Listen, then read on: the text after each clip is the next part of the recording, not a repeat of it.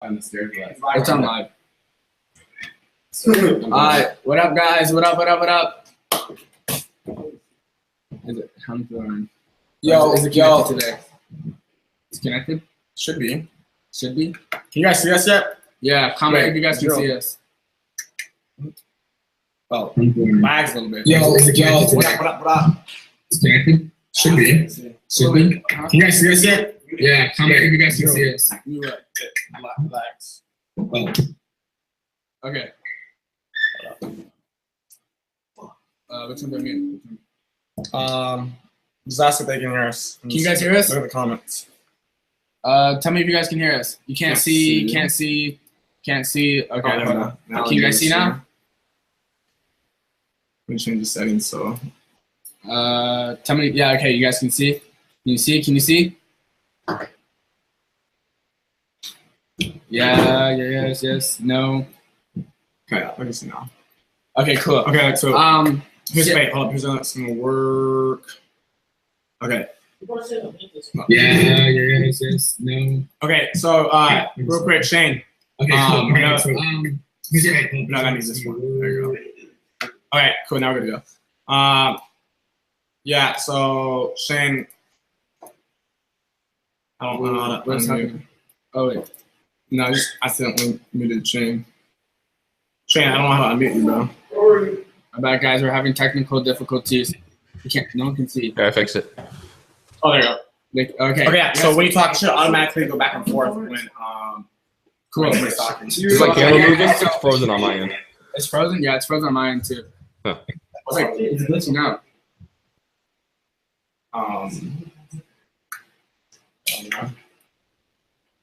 YouTube stuff's a little complicated. Yeah, YouTube's complicated. It's still kind of laggy, huh? If Shane starts talking, it should work. Yeah. Talk real quick, Shane. Hello, hello, hello, hello. Okay, as long as they can hear you, then you're fine. I can see. Okay, cool. So yeah, basically this webinar we're gonna be going over SEO. So Casey Adams is gonna hop on a little bit later, but me, Thaddeus, JT, Jacob, we're all gonna be going over like dropshipping and a whole bunch of different aspects about that. Conrad, aka Shane, he's gonna go over like Facebook ads. What else are you gonna go over? Facebook ads, Facebook scaling, and investing. And then Josh, you're gonna go over Marketing and Instagram growth. Marketing and Instagram growth. Okay, cool. So yeah, so Conrad is gonna give you guys a little rundown on what he does, and basically just spit out some value to you guys. And then you guys tell me if you have questions. Yeah. Also, guys, if you have questions, write them down, and I'll be free to answer them too. I think Conrad's Conrad, you good? I'm good. My camera seems to be gone, but I'm good. Okay. all these people saying they This is right here. Can't see. Wait. What? Nah, wait, can they see or not? But I can still listen. I can see it. It's weird. You guys see? Because we're having some technical difficulties. Comment if you guys can see us. How can I not see? I can see on my phone. Can you guys see? I need to know. Can't see Conrad. I can see. Okay, so Conrad, they can't see you. Is your camera on, Conrad? Oh, you're really cool. Yeah, it's on. It's on? Okay.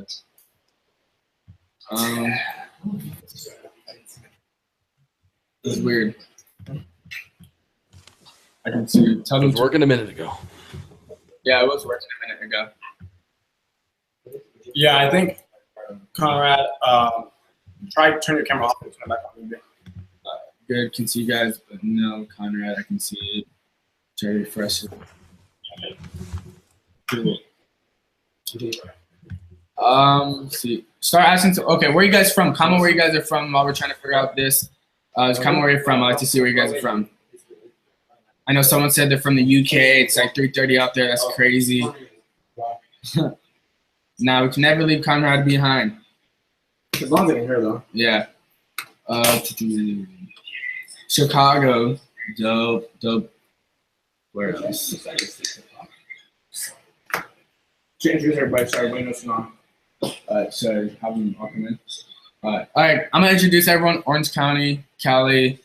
Bay Area. All right, so I'm gonna introduce everyone. Okay, so first, Josh, come in here. So yeah, if you guys don't know who Josh is, or you guys probably all know who Josh is, just say fly, go follow him on Instagram. What up? And then we have Thaddeus Strickland, come over here, one of the kings in dropshipping. We have him, and then we have Jacob Canales. Jacob, come over here. 16-year-old entrepreneur, killing it in dropshipping. Just bought his car. I want to say a couple months ago. Where's the energy? Look, where's JT? JT, come over here right now. JT killed it. I think he made, what was your highest month, bro? $30. $212K. $212,000 in 1 month, guys. That's how you know he's killing it in dropshipping. $212. Now He's just mad because they make more. That's the profit margins. So Australia, Norway, Corona, Illinois, Chicago. And that's crazy. There's a lot of you guys here. Different states, different countries. Conrad, is it working? Oh, Conrad's not on anymore. What happened, Conrad? Where's he going? Oh, he just texted me. We're gonna just turn back into it. Conrad. Oh, there you go, Conrad. Let's get it. Woo! Okay, so so Conrad, one and only. He killed it in killing it in dropshipping, Facebook ads, everything, real estate. But right now he's gonna talk a little bit about what he does, who he is, and how he got started, and how you guys can get started. And he's just gonna be spitting some value at you guys. So go ahead, Conrad. Perfect. Can you hear me? Yes, perfect. And we got video. Awesome. All right, guys. So first of all, my name is Shane Conrad. Instagram handle at JetSetConrad. Give me a follow. Doing tons of Instagram lives and whatnot, talking about drop shipping, investing, and all sorts of other greatness on how to make some money. So just so you guys know, I've been drop shipping for about 3 to 4 years now. Got started actually about the same time that Ty Lopez and all them took off. Had a great mentor that taught me a ton and got me into the game early. Have probably doing about just a little bit under $2 million from last year in revenue from drop shipping on different websites. Also own a couple different businesses, and am also an angel investor. So what that means is I invest in different businesses for portions of the company as well as equity, or sometimes for returns. One of the biggest investments or investment people that you might know that I've invested with is Grant Cardone into Cardone Investments for his hedge fund capital and real estate business that he has. So a ton of experience in Facebook and Instagram and all that stuff. Been all over in terms of drop shipping, both in the very, very low negatives as well as in the high profits. So tons of room of growth out there. So what is drop shipping, right? And I think I'll start very, very basic before I kind of dive a little bit more into detail. So drop shipping is essentially you being like the middle person between finding products and delivering those products or that value to customers that would want them, right? And so one way and one very typical way to do this is you find products from other websites. The most typical ones are usually like Wish or AliExpress or Alibaba.com. Finding those products, marketing them through different avenues. Today, I'm really going to focus on Facebook ads, and I know we have a couple other guys talking about Instagram and whatnot as well. Being able to advertise those, and then the customers see them and they buy them from you. Essentially, it's a very, very great way to get started because the amount of money that it takes to get started is super low. All you have to really do is have enough money to kind of get yourself going, as well as to keep yourself, safe. So that way you're not on your last dollar in case something goes wrong, or you have the ability to test a little bit. But really, you have the money, you get the money from the customer, and then you purchase the item, which is a lesser cost than what you're selling it to the customer, which I kind of find as my finder's fee of finding a customer. And you use that same money the customer gave you, usually, to then go back and purchase an item. So dropshipping is a great way to get started if you are low on income, if you don't have a lot of money to get started, or if you're just brand new to marketing and sales in general, right? There's a lot of room for error. So where can you drop ship? Where can you market? Well, there's a ton of different ways to do it. If you are drop shipping, the best site that I suggest, and there's a ton out there, you can do your own. There's WooCommerce. I think the easiest one to deal with is Shopify, and you'll probably hear about Shopify a lot tonight. That happens to be my favorite in terms of fees as well as feasibility and how easy it is to set up and use. So that's my recommendation. As far as being able to market, tons of places you can market. There are some big ones that you probably already know about, like YouTube and Google.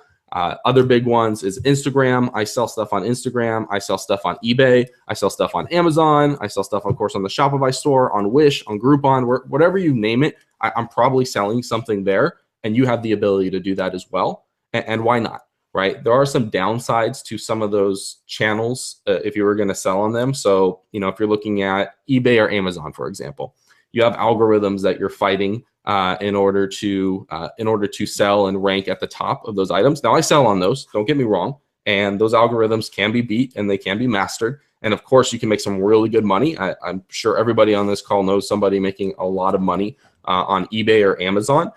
It's just one of the downsides, but the upside is you really don't have to pay for marketing when you're on there unless you're doing a sponsored post, right? The other downside are some of the fees, right? And you're going to run into that with other sites like Groupon and Wish. Again, just another channel. Profit's profit, and I will take it. But again, you do have to worry a little bit about some of those fees that are there. And that's something where you get around by advertising directly to Shopify. Yes, there are still fees for purchasing from Shopify, but those fees are a lot lower, especially if you're going through one of the Shopify payment processing systems. And of course, you have the ability to go through PayPal and whatnot as well. But going through one of those, you have the ability. So whether you succeed or you fail by using Shopify, that is completely in your hands, right? So how hard you work on SEO, how hard you work on advertising, building a brand, just going out and trying to find new customers, that's 100% on you.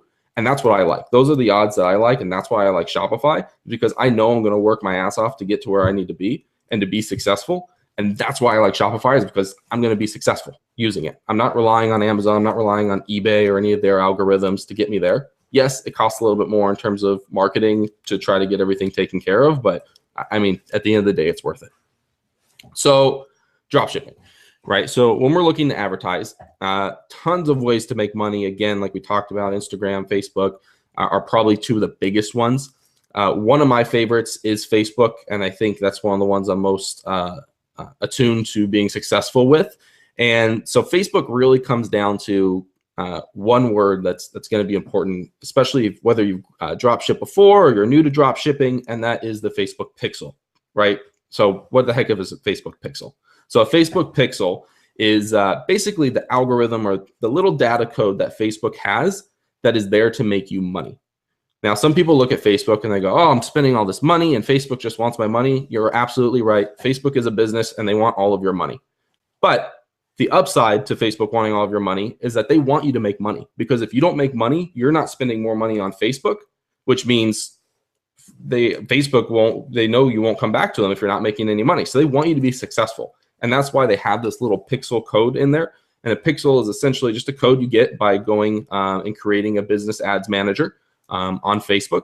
You can get that code. You can put it into your Shopify store. There's actually step-by-step instructions on Shopify to put it in there.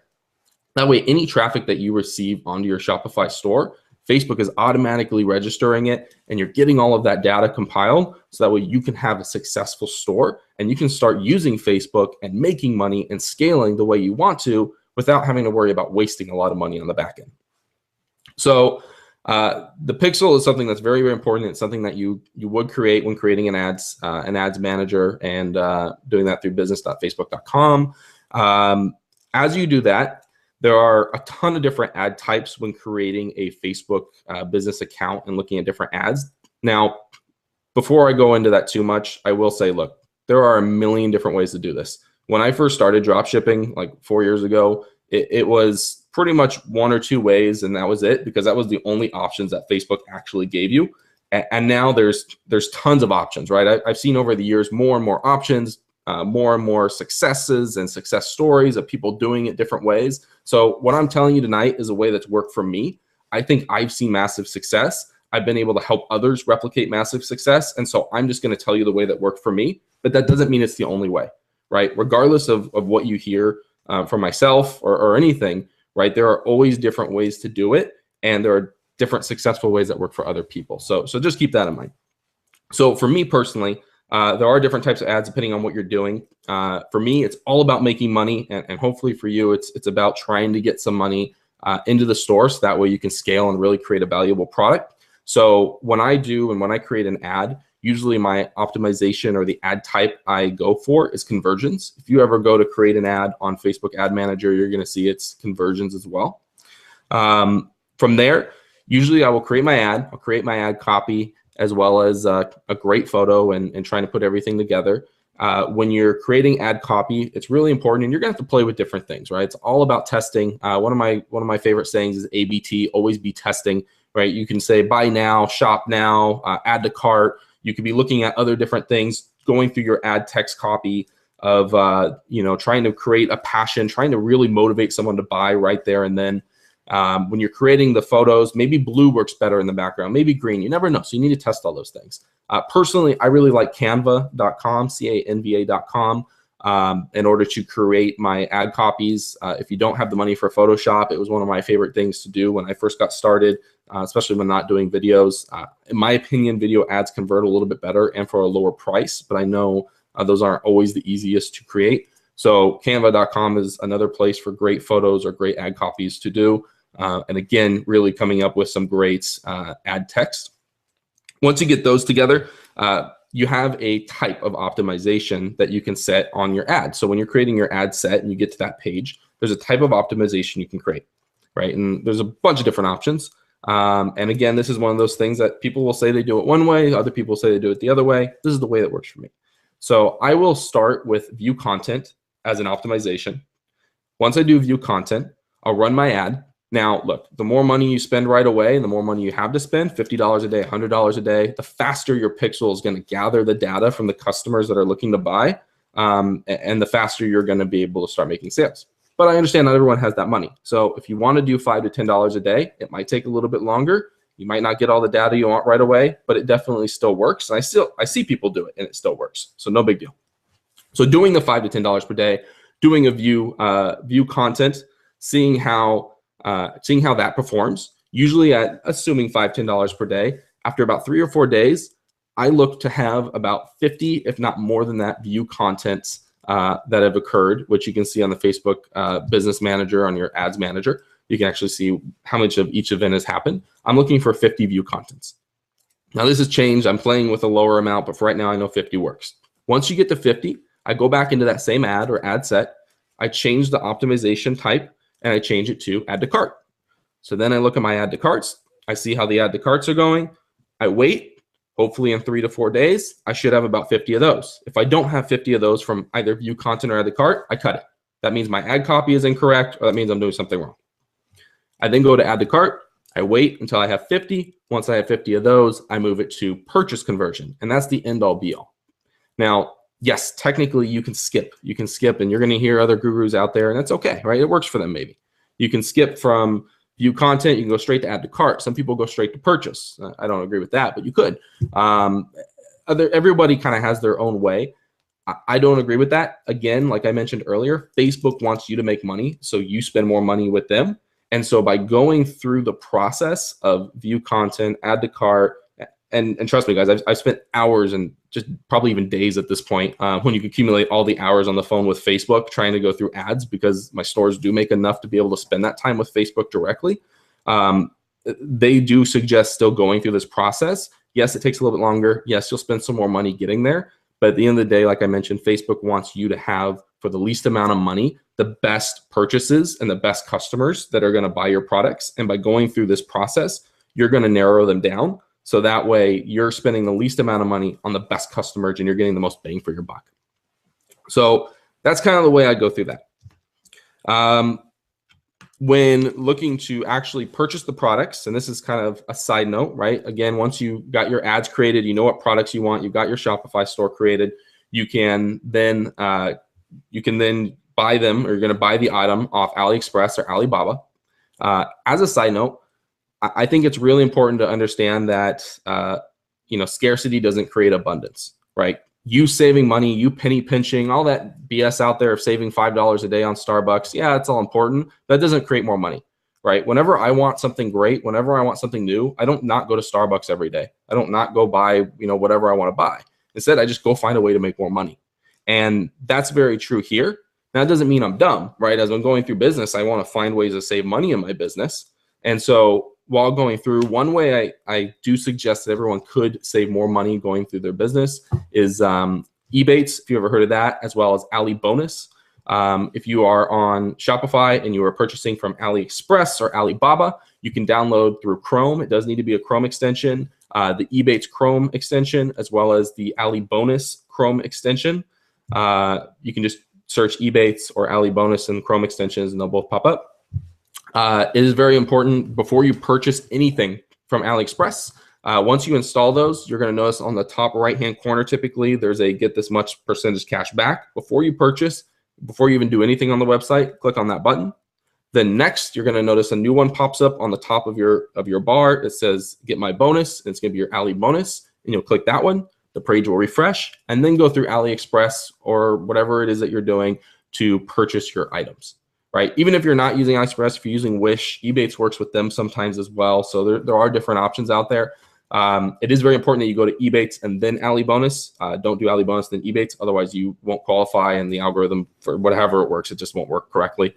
But either way, that actually saves me anywhere between 20 to 30% on every purchase I make, which might not seem like a lot, but when you think about, when you think about $100 being made and me being able to save $30 out of every $100 that I spend, $300 out of every 1,000, 30 out of, it goes up, it goes up, it goes up. It saves me a lot of money at the end of the day, and that's all just cash back right back into my pocket again. So a really, really great tip if you're going to be using Alibaba and AliExpress and some of those other sites. Look at Ebates and look at Ali Bonus. So how do you get sales? So I'm sure you've heard of, Instagram influencers and different groups and whatnot. That actually holds true with Facebook as well. So if you're going through Facebook, you can find groups on Facebook just like you do with Instagram or some of those other websites, and be able to just post on there, right? So if I have, I don't know, let's say I have a seasonal store. I opened up a Halloween store just to test it out in September, and I ran it through the end of October. It actually ended up doing, I think it was a little bit under 200 grand, which isn't a ton for my stores, but for a seasonal store, I think it did pretty well. And what I did is on Facebook, I looked at a bunch of Halloween groups. I added myself to a ton. Of course, I asked the admins before I started spamming them so I didn't get kicked out. And I started just advertising my stuff in those groups, right? And that's a free traffic. That's not even ads. That's just me advertising after I have a Facebook page into those groups. And that created a ton of people, because if I'm advertising a Halloween item into a Halloween lovers group, guess what? Those are all the perfect niche of buyers. Like, I'm able to, for free, target exactly who I want to target right there. If it's cats, perfect. If you love dogs or German Shepherds, find German Shepherd groups on Facebook, and they're free to enter, right? Just go onto them and post them. You don't have to pay for posts usually, pay for shout outs. Yes, you sometimes do on the bigger groups, but who cares about the big groups? Go to the small groups at first. It's free. So that's one way I suggest as well if you're not looking to spend a ton of money, but ads ultimately will be the thing that helps you scale. So once we get to that point, right, let's say now you got something that's selling, you're following the correct conversion, pixel alignment, you've tested different ad copies, and you found something that's a winner. So going through that, one thing you want to do is you want to scale. Right. So when you scale, tons of different ways. One of my favorite ways, and I think one of the easiest ways, is what's called LLAs, or lookalike audiences. So usually I look for anywhere between 75 to 100 purchases, and then I will create a lookalike audience, and I will use Facebook to basically find people that are similar to who is purchasing from me. Now you're going to hear other people out there say you can do that from add to carts, and you can do that from other stuff, and maybe that's true. For me, I haven't had a lot of success on that. Personally, I don't want to replicate people that are going to add to cart. I don't want to replicate people who are just going to look at my stuff. I want to replicate people that are going to buy from me and that are going to spend money. And so I look for 75 to 100 purchases. Once I have that, what I'll do is I'll create a custom audience. And you can do this all through Facebook ads, and they even have tutorials to walk you through. You can create a custom audience that basically will replicate the people that have purchased from you. Then you can create what's called a lookalike audience off of that custom audience. And that lookalike audience will basically just find people that are similar, like I mentioned, to the ones that have made purchases from you already. So that'll add, basically that'll help you find a bunch of new customers that were otherwise untapped that meet all the criteria of the other customers that made purchases. And I got to be honest, guys, sometimes, actually most of the time, my lookalike audiences and my scaling with lookalike audiences actually do better than even the targeting that I did. So there's a lot to it if you can get that right. And when you scale lookalike audiences, scale them, right? Start at like $20 a day. Don't start at $5. They're already matured. Let's go for it. $20 a day. Look for sales. If you start making sales, let's say you make $25 in profit, or make $5 in profit that day, right? For everything you made $5 profit. Up your ad, up it to 25 or 30. Use that $5 of profit to scale it, because you want to scale as much as you can until that Facebook pixel or that conversion type dies, right? And so there have been times where I do $20 a day and I'm profitable by 10, and I'll be like, forget it, $50 a day. Boom, I'm profitable by 20. All right, $1,000 per day.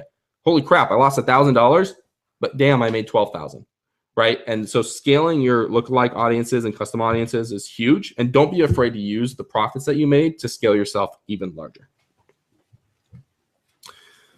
And kind of going through this, guys, you know, as we look at starting drop shipping and looking into it, I think it's important because I'm talking about all this money and all this money that could be made, and it's true. There's a lot of people making money off drop shipping. And there's some people that start with $10 per day, and there's people that I know that have started with thousands per day, and they've still failed, right? There's people that started with $5 per day and then have succeeded. There's people that started with $10,000 and they've succeeded. So just to be clear, you know, this isn't a get rich quick or anything like that. It does take a lot of time. It takes a lot of work. You heard me mention it a couple times. ABL, always be learning. ABT, always be testing. If someone has a course to offer, I always buy it because I want to learn more. Now I have the extra money from this to be able to do that, and I can use it as a tax write-off too. But I'm always trying to learn one thing, right? And if I can learn one thing from somebody, that's enough for me. Boom, my day was made. The money was well spent. But you know, you need to be there really to focus on solving a problem when you're trying to drop ship, right? So many people look and they're like, I'm going to drop ship watches. I'm going to drop ship this little golden chain with a lion on it. And that's cool. Like you probably will, and maybe you'll do well, maybe you won't, depending on how your marketing is. But they don't create any value. They don't create anything that is there to solve a problem, right? So when getting started, it's really important that you look at what you're doing and that you're not postponing action until you have all the answers, right? That you're just executing. Because some people will be like, I need to research and I need to have all the answers on how to drop ship before I do anything. No, just start. It's no big deal. Get some answers. I mean, find out something. Don't just go in blind, but start, right? And then action, assessment, and adjustment. Just keep going through that. Do what you need to do. Assess if it worked or not, and then adjust appropriately, and you'll be okay. You know, this is a great way to make passive income, I think, but I also want to make sure I call out, screw passive income, screw that phrase at least. You know, create actual value. You know, if you went out of business, like what would happen? Like, would there be any value? Would customers be sad? Would they be like, oh, I really like the stuff this person had? Or would they just go find it in a million other places?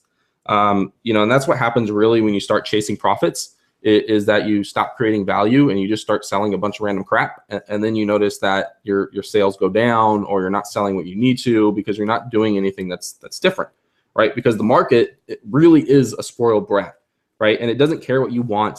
It doesn't care what you think you need or what you think it needs, right? It doesn't care if you gained weight or you shrank sizes or anything like that, right? It just cares about value. That's all it cares about, and that's all the people really, really care about as well.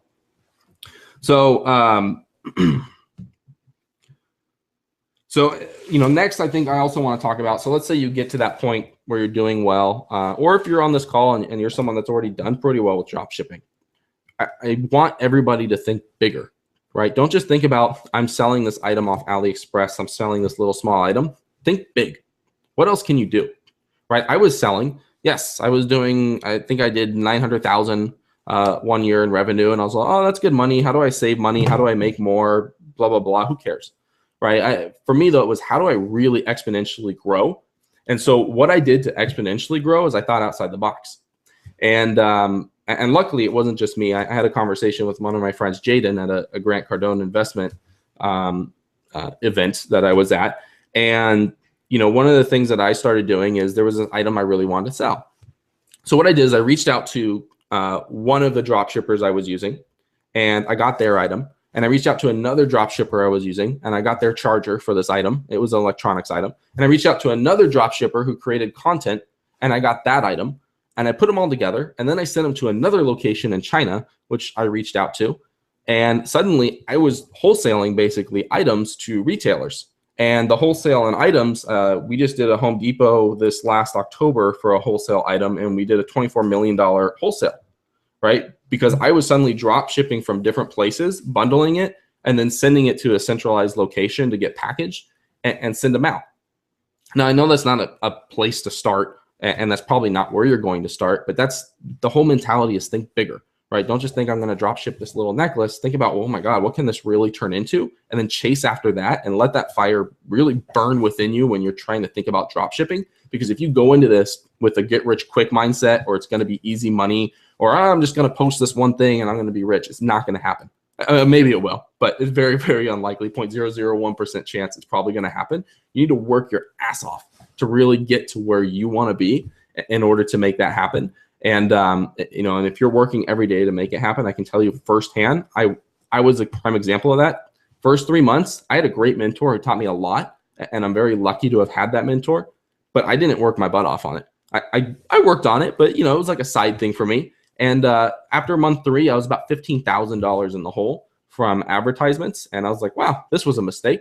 And I was basically slapped across the face and told, hey, you need to, you really need to dive down, give this 50, 60 hours a week. And eventually you can scale, you can start outsourcing, and you can get, you can start using freelancers to help you, but really, really dive into it and give it your all. And I did.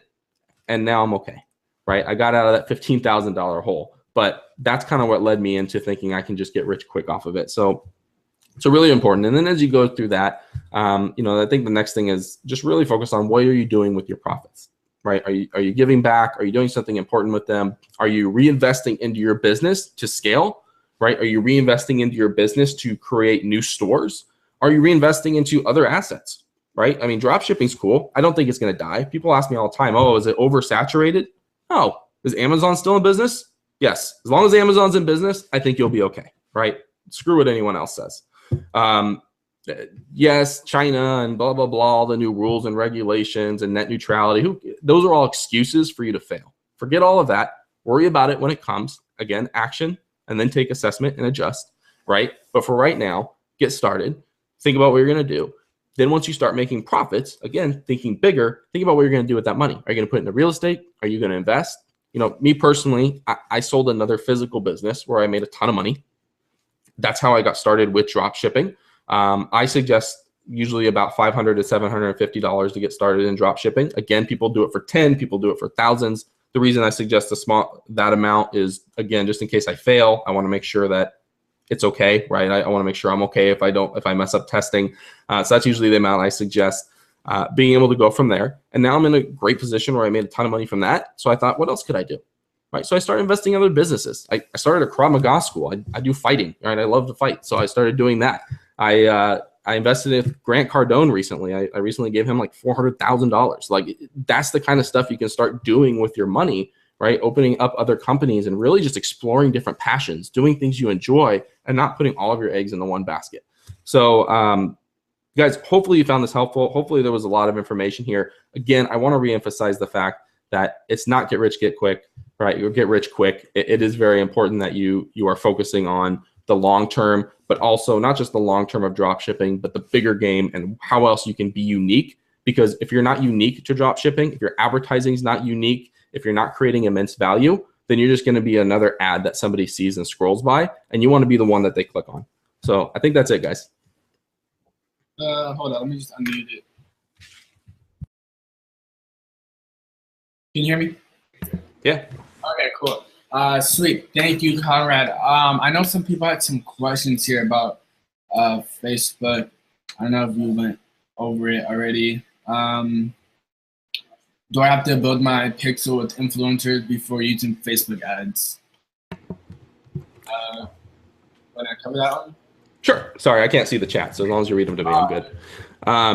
So do you have to? No. But can you? Absolutely. Right. So if you're using Instagram influencers and you are driving people to your Shopify store and you have a pixel, correlated to your Shopify store from Facebook, yeah, absolutely, that helps. Again, I'm a little weary kind of on that side of it, because sometimes I'm adding people that are just viewing my content, or they're just adding the cart. So you do want to make sure. That's why I like that custom audience, of creating a custom audience to people that actually made purchases on your page, as well as sometimes people with Instagram don't have Facebook.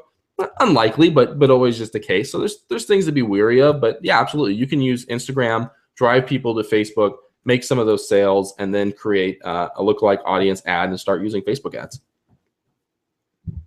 Cool. So yeah, thank you, Conrad, for that. I really appreciate it. If you guys aren't already like following Conrad on his Instagram, go follow him. It's Just Set Conrad. I'll put it here in the YouTube description. Just Set Conrad.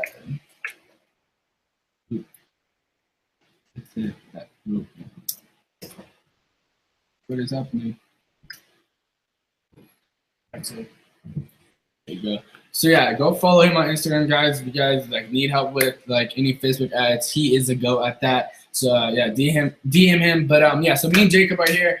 We're gonna go over Instagram influencers, because I know a lot of people ask me, how do you guys find Instagram influencers? How do you guys go about finding the right influencer to get a shout out on? And how do you know that if the engagement is real or not? So when I first started, when Jacob first started, huh?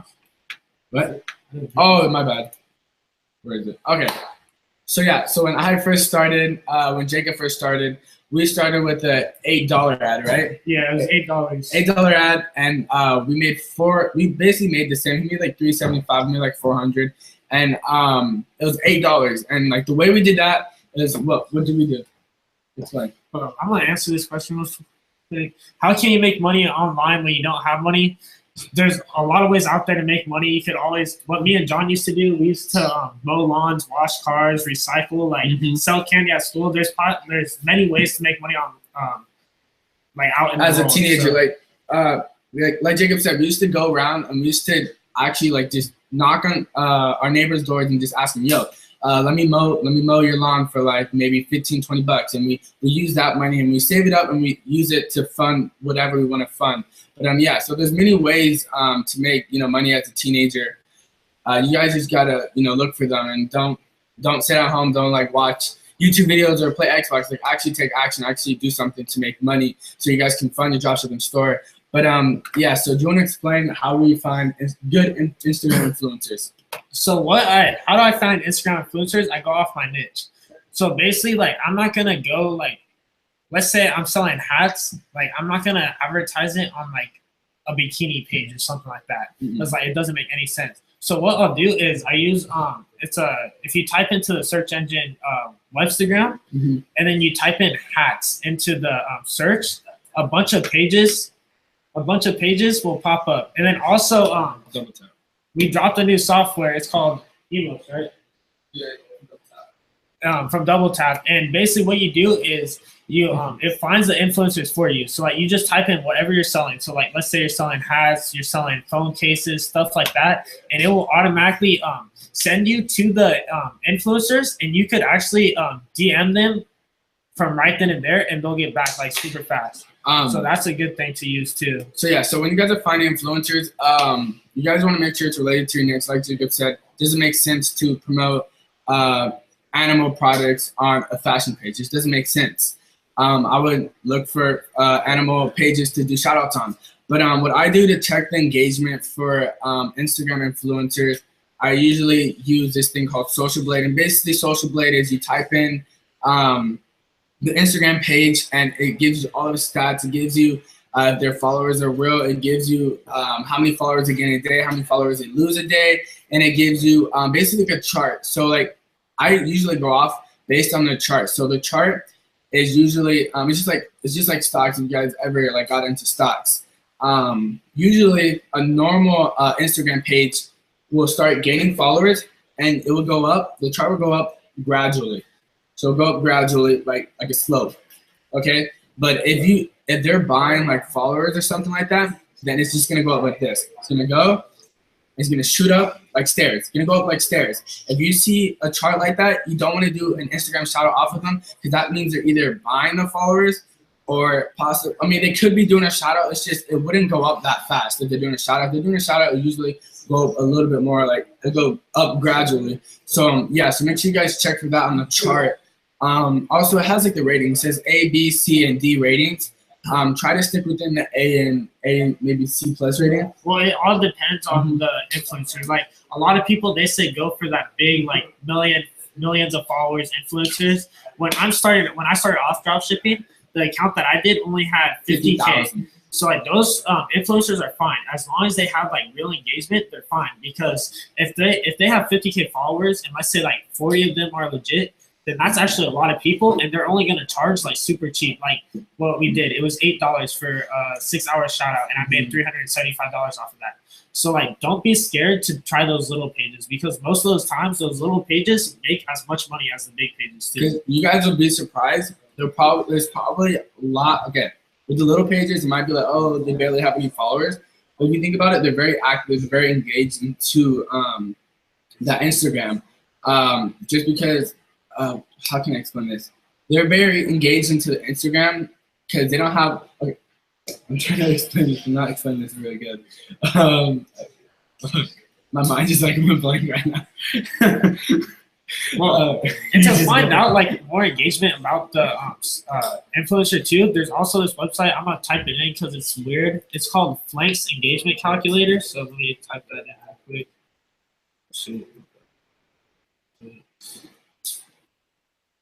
So Flank's engagement calculator, you just type in the Instagram page and it will tell you their engagement rate. I only use it for pages that have like 1 million and under because like Roadstar, they have like 14.1 million and their engagement rate is like 2%, but I would still do a shout out on Roadstar. Yes. It's just, but like because they have so many followers, like all their followers are legit too. So like, yeah. So like if they're a page of like under 1 million, I would use Flank's engagement calculator. And if their engagement is about 10%, that's really good, and I would do that page. Also, in negotiating influencers. So, like, a lot of people, like, what they mess up on is, like, an influencer will be like, oh, yeah, $100 for a shout-out, 24-hour shout-out. Never do that price. Always negotiate down because all they're doing is posting a post. Like, that's not costing them any money. It's really not doing anything. They're just making money. So, they're always willing to go a lower price. Like, I've seen some people get like $100 to $20. So like always negotiate your price. Like never pay the full. Like some pages, usually the higher pages with like 10 mil, they have a fixed price. Like I know you won't be able to negotiate Roadstar. You won't be able to do any meme pages. It usually won't go down. But for the smaller pages, they usually negotiate with you. When I contact pages, actually JT told me this. He gave me like a little script. It's basically like, hey, we're an up and coming business. We just started our online store and we're on a tight budget. We're wondering how much your ad price or how much your shout outs are. And maybe we can negotiate on a price that is comfortable for both of us. That way they feel obligated to maybe give you a lower price or maybe give you a discount. So that helps a little bit. Like even if it's like 20, 30 bucks, I mean, that's an extra 20, 30 bucks that you're not spending on a shout out or an ad. So I would use that script if you guys remember that. There's somebody asked, where is it at? How do you pay the influencers since PayPal requires? So usually all influencers, they usually require PayPal. Yeah. And PayPal, you can make an account if you're under 18, but like you can't make a business account. You'll have to use somebody's social who's over 18. Yeah. But if you don't have PayPal and you can't get it for some reason, there's always Venmo, Cash App, what are some other? But Venmo and Cash App and PayPal are what I use mostly. Usually all influencers will do that. So. But again, if you're underage, you should be okay. You could basically do the basics with PayPal. You don't have to receive money because I know if you're underage and you receive too much money too quick, PayPal will shut you down like that. And they'll ask for a social and they'll stop all the payments that are coming through. If you're just using it to send out money to influencers, then you should be good.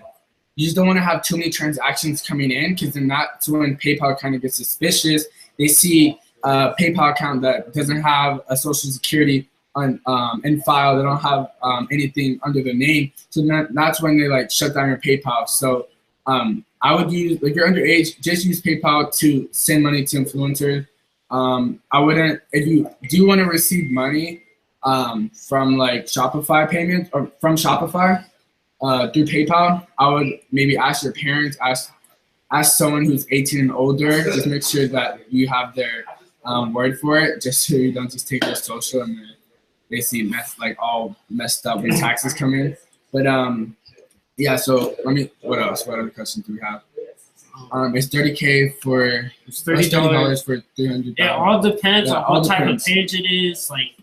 So it depends. So $30 for 300,000. That sounds really good. But the thing is, since they have 300,000 followers, it could be like maybe they might not have good engagement.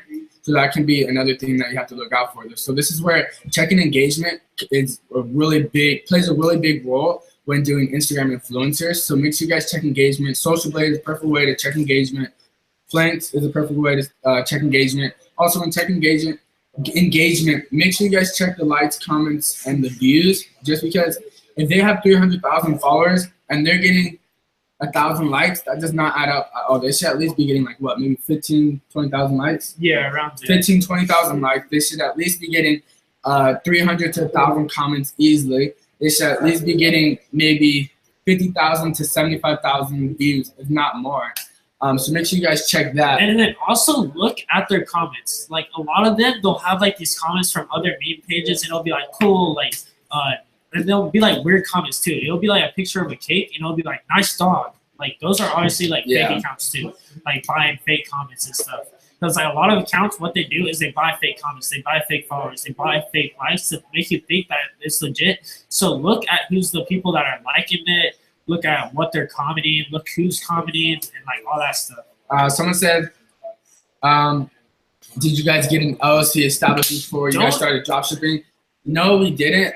The reason why is because a friend told me that you had to make $20,000 in profit to actually before you get I wouldn't get an LLC. I wouldn't recommend getting one until you made about 20K. And then once you make about 20K, then you get it, because then you're actually getting serious with money. And that's when you need an LLC. Yeah, don't make it if you're making like maybe like $2,000 or a couple $100, just because it's pointless.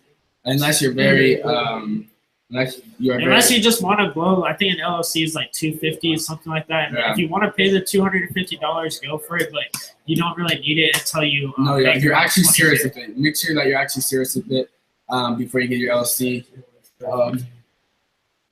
Is there a course that we don't do courses?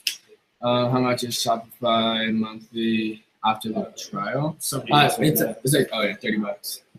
Is there a way for a 14-year-old way to make money online without with dropshipping? You don't have to be any age. Like, I know this one kid. He just turned 15 years old. And he's making $90K a month right now. Yeah, $90K a month. 15 years old, and what he made? He started like 3 months ago. Yeah, he started over the summer. So. He literally stayed in his room and put all of his. He basically just put all of his time into focusing on dropshipping, watching videos on it. We helped him. We hopped on calls with him and taught him. He just basically took advantage of it and executed and actually put it to work. Like most teenagers don't usually put in the work. And he's making about like $8K a day right now. Yeah. He always says these screenshots. He's killing it with Facebook ads too. What else? What does he sell in the store? That's a good one. I don't even know. What else? Did you put influencer? Trying to think, what else should we go over?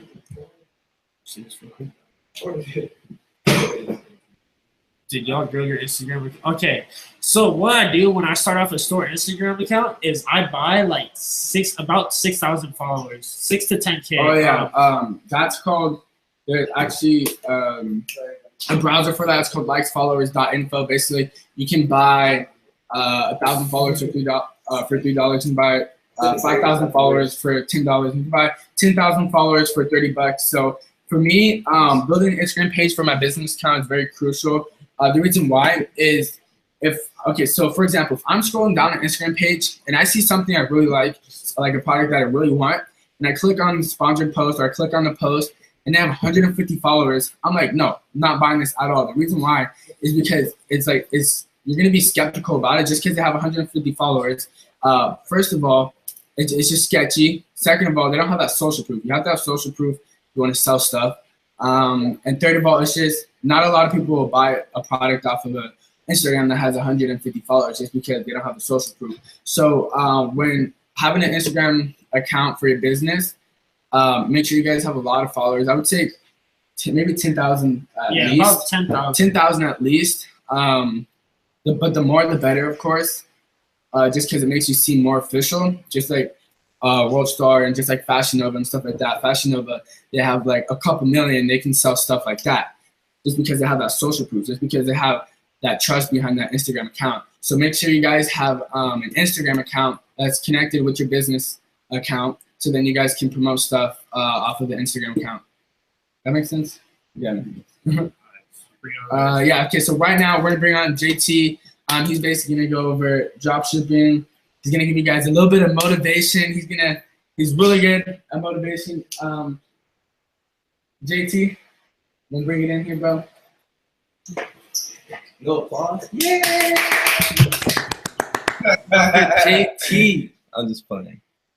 Hey, what's up, everybody?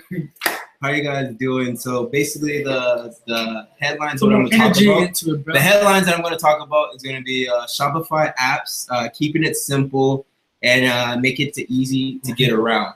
So first and foremost, I want everybody just to realize that you don't have to come from money in order to like make money, because just like a lot of you guys, I was just in you guys' spot. Like I'm gonna just tell you guys a little bit about myself before I actually like begin, just to show you guys what's possible if you're really determined, motivated, consistent, and persistent. But yeah, I basically come from a single mom. She raised 4 kids, only making $20,000 in a year. So my whole motivation and my whole drive came from her, because I hated just watching her struggle. Like there was days that she would go without eating just so she can feed us. So when I graduated high school, that's all I was motivated for, basically to make sure my mom could be able to be free and live the life she wants to live. And I hated that she was basically a salary slave and just suffering for us. And I had a problem. I had a problem how a single mom can raise 4 kids, but 4 kids can help a single mom. So that was my biggest issue. Now that created a burning desire inside of me to become something, to do something. And I didn't start off with anything. I started off literally with like $0 in my bank account. And then I got a car note, so I started off with negative $16,000 in my bank account, trying to buy a car. And I didn't have anything. So if you don't come from money, if you don't have anything at all, that's okay. Realize that there's possibilities out there. I think these guys went over it earlier. There's multiple things you can do for money. It's okay to actually work at a job while you fund your passion, while you fund your business. That's what I did for a while. I used to work at Verizon. I did Postmates. I did door-to-door sales. I did so many things to fund my businesses before. And I think a lot of people too, you guys have the misconception that you guys don't have to work. You guys can just go straight to drop shipping. You're gonna need some kind of funds coming in some way. So be okay with that. Look for a job. And I would say look for a job that can pay commissions, just because basically when you have commissions, it's basically you get paid off your efforts. And that's a good habit and a good mentality to go in when you're actually starting your own business, to get paid off your efforts, because your business is nothing more but a result of your effort. Your success is nothing more but a result of everything. And no, I did not go to college. I actually dropped out of college because I started making a lot of money. And I argued a lot with my professors just to answer your questions. So yeah, my bad. But yeah, so one of the greatest things I can say, and the most important thing I can say that helped me go from basically $0 to like over 6 figures in my bank account is basically learning. Realize where great people are and learn from them and sit at their feet. And always like have a motivation, always have a goal to go to bed smarter than when you woke up. That should be a daily goal every single day.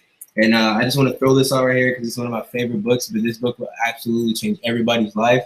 I read this like a Bible. Think and Grow Rich. If you don't have money right now, read this book, study it, and let it become a part of who you are.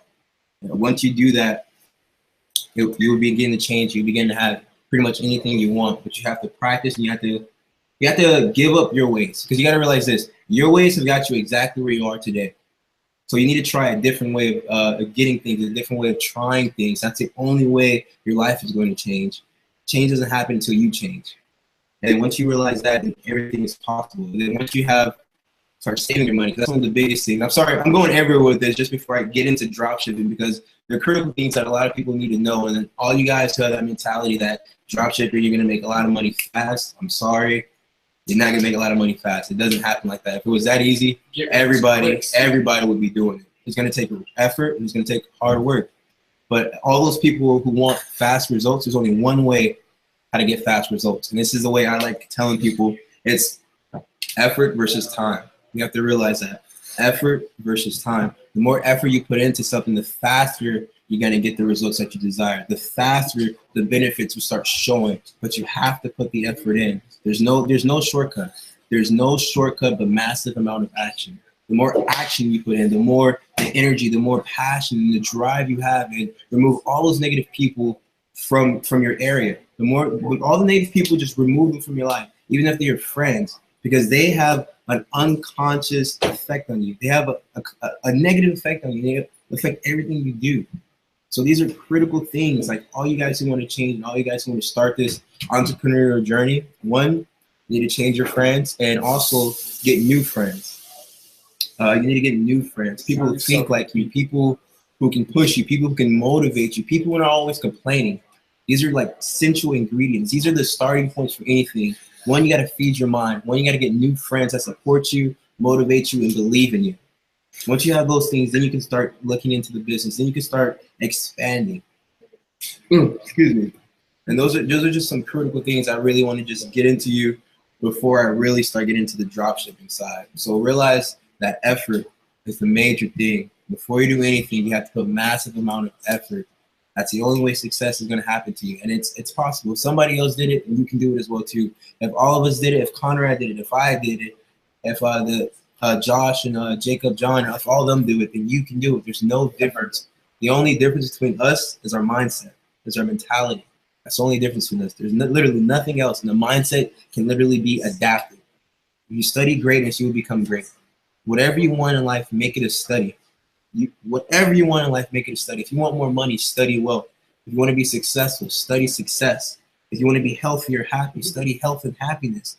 Whatever it is you want, you have to make it a study. Like Tony Robbins calls it the science of achievement.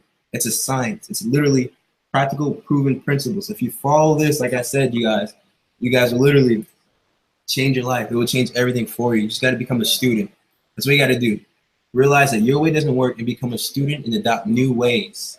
And basically that's just my introduction, just letting you guys know a little bit about myself and what I think is critical when it comes into the terms of success. Because what I'm about to get into right now is what I call the blueprint. So the emotion part, there's two parts of everything. There's emotions and there's the blueprint. What we're giving you guys right now is a blueprint, but you have to have that emotional backing. The blueprint is literally drop shipping. It's the marketing. It's the social media, contacting influencers. That's the blueprint.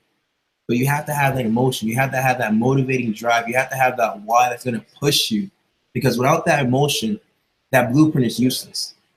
There's no such thing as a successful blueprint without emotion. The emotion will get you going. The emotion will keep you up late and waking up early. The emotion is what's going to drive you and fuel you. And you need that. You need that motivation. You need that drive. Because if you have a good blueprint without the emotion, you're just going to be, you're not gonna have the energy to start. You're gonna have the persistence to keep going on when hard shit hits the fan. You're not. But then you can't have emotion without the blueprint.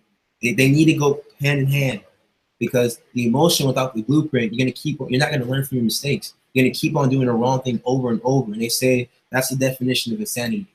Doing the same thing over and over and expecting a different result. So the key here is adding both of them together. So finding out your why is the most important thing you can do. Find out what it is that you want. Why do you want it? You have to get clear. You have to get precise on exactly what it is that you want. And literally, you have to drain it inside of your mind. It has to become a part of your paradigm. Literally, you have to wake up thinking about it and go to bed thinking about it. And when you become obsessed like that with it, then you start attracting things to you. I can't even explain how it works. But once you just stay focused and you get clear on something, then you literally start attracting everything to you. Clarity is power. So write it down what you want. write what you want, and know what it is exactly what you want, and realize the blueprint is what is called specialized knowledge. Specialized knowledge is right around the corner. Anybody can get it. If you want to learn how to dominate drop shipping, you have the greatest gift, the greatest tool in front of you guys. These phones right here. Everything you ever need is on the phone. You just got to research and you got to do the actual work. But with the specialized knowledge, you need the emotion, like I said. And hand in hand with those two tied together, you can do anything. Having that specialized knowledge, which is dropshipping, also known as the blueprint, and having that emotion, which is your why. Putting those two together and having the persistence that does not recognize failure will move all obstacles out the way. And that's, I know I'm ranting now and I'm just going off randomly on things, but this is just, the mindset is the most critical and the most important thing to develop before you even start a business. Because if you don't have the proper mindset, there's no point in starting a business. Like, I'm gonna tell you straight up, if you are failure conscious, you're gonna continue to fail. It's only when you become success conscious can you succeed and propel to beyond limits that people will think that's impossible. People will look at you in awe. But you have to become success conscious. The mindset is the most important thing. I am going to get to the dropship. I am going to tell you my secrets. I am going to get to what I actually do. But this is the most important part, the emotion.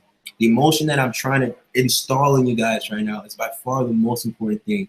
Without the emotion, the blueprint does not matter. And remember, without the blueprint, the emotion doesn't matter. So you have to tie in. You have to tie in. Sorry about that, you guys. I just literally installed it into you, but now I'm gonna get into it finally, you guys. Shut up. That was just literally, those are literally the most important things right there. It's the mindset. The mindset. Now here comes the blueprint. Dropshipping. My man Conrad is the fucking stud. He's awesome. I was even writing notes. You always gotta be a student. Remember, you never learn. And you're never too young to teach. I learned a lot from Conrad speaking. Like, yeah, I was over here taking notes. Now you got to be a student. You guys got to take notes, man. You Very crucial. You have to be a student of greatness. And Conrad, he is a stud. I took notes as well too. You always be learning. Like I like to say, ABL, always be learning, and ADG, always be growing. So yeah, he's awesome.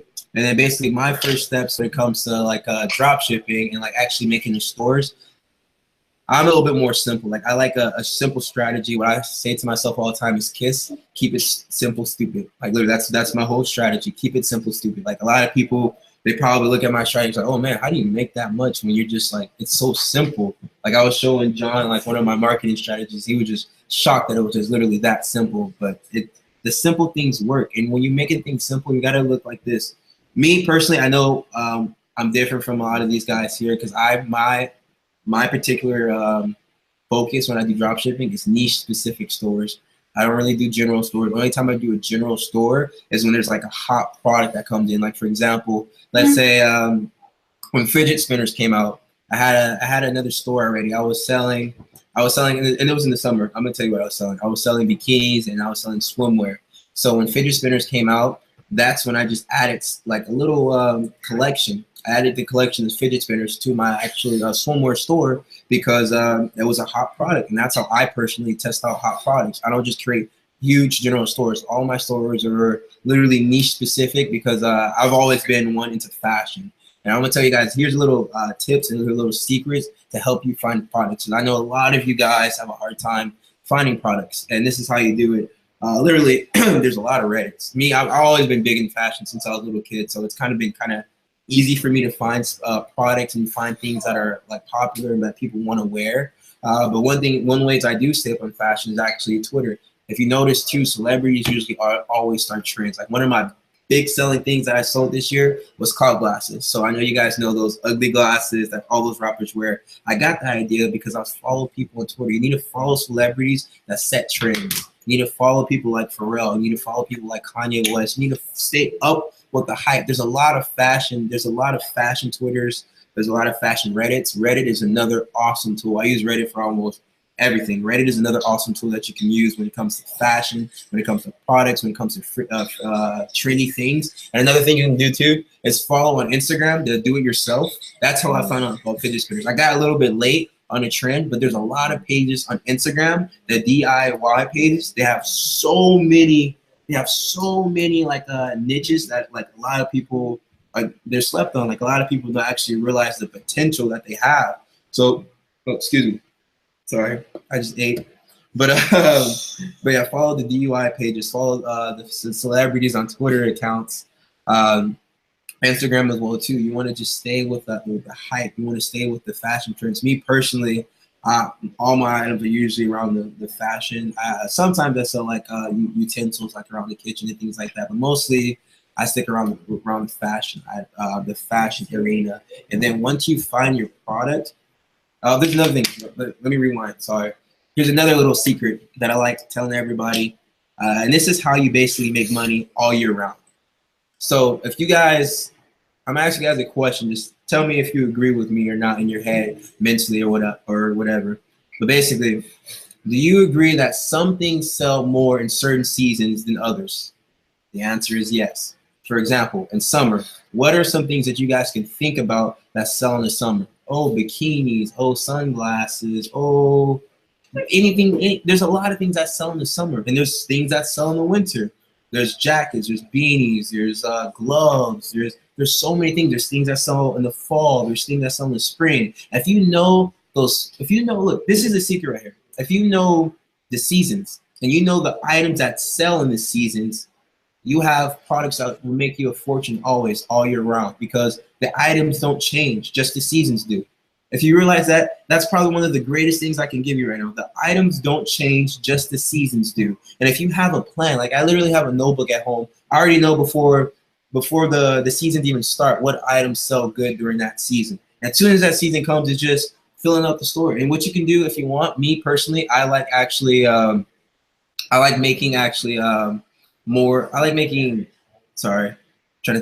I like personally making multiple stores, but you could also make just a general store and just say like basically like give it a general name like the 4 seasons and just change it every time a season comes. You can do that way as well too. But that's probably one of the greatest things. So you want to look at seasonal. Focus on seasonal, winter, summer, spring, and fall. Find out what sells in those seasons, and if you know what sells in those seasons, you'll be able to make money all year round. So seasons is one of the things. I go by 3 things. First one, seasons.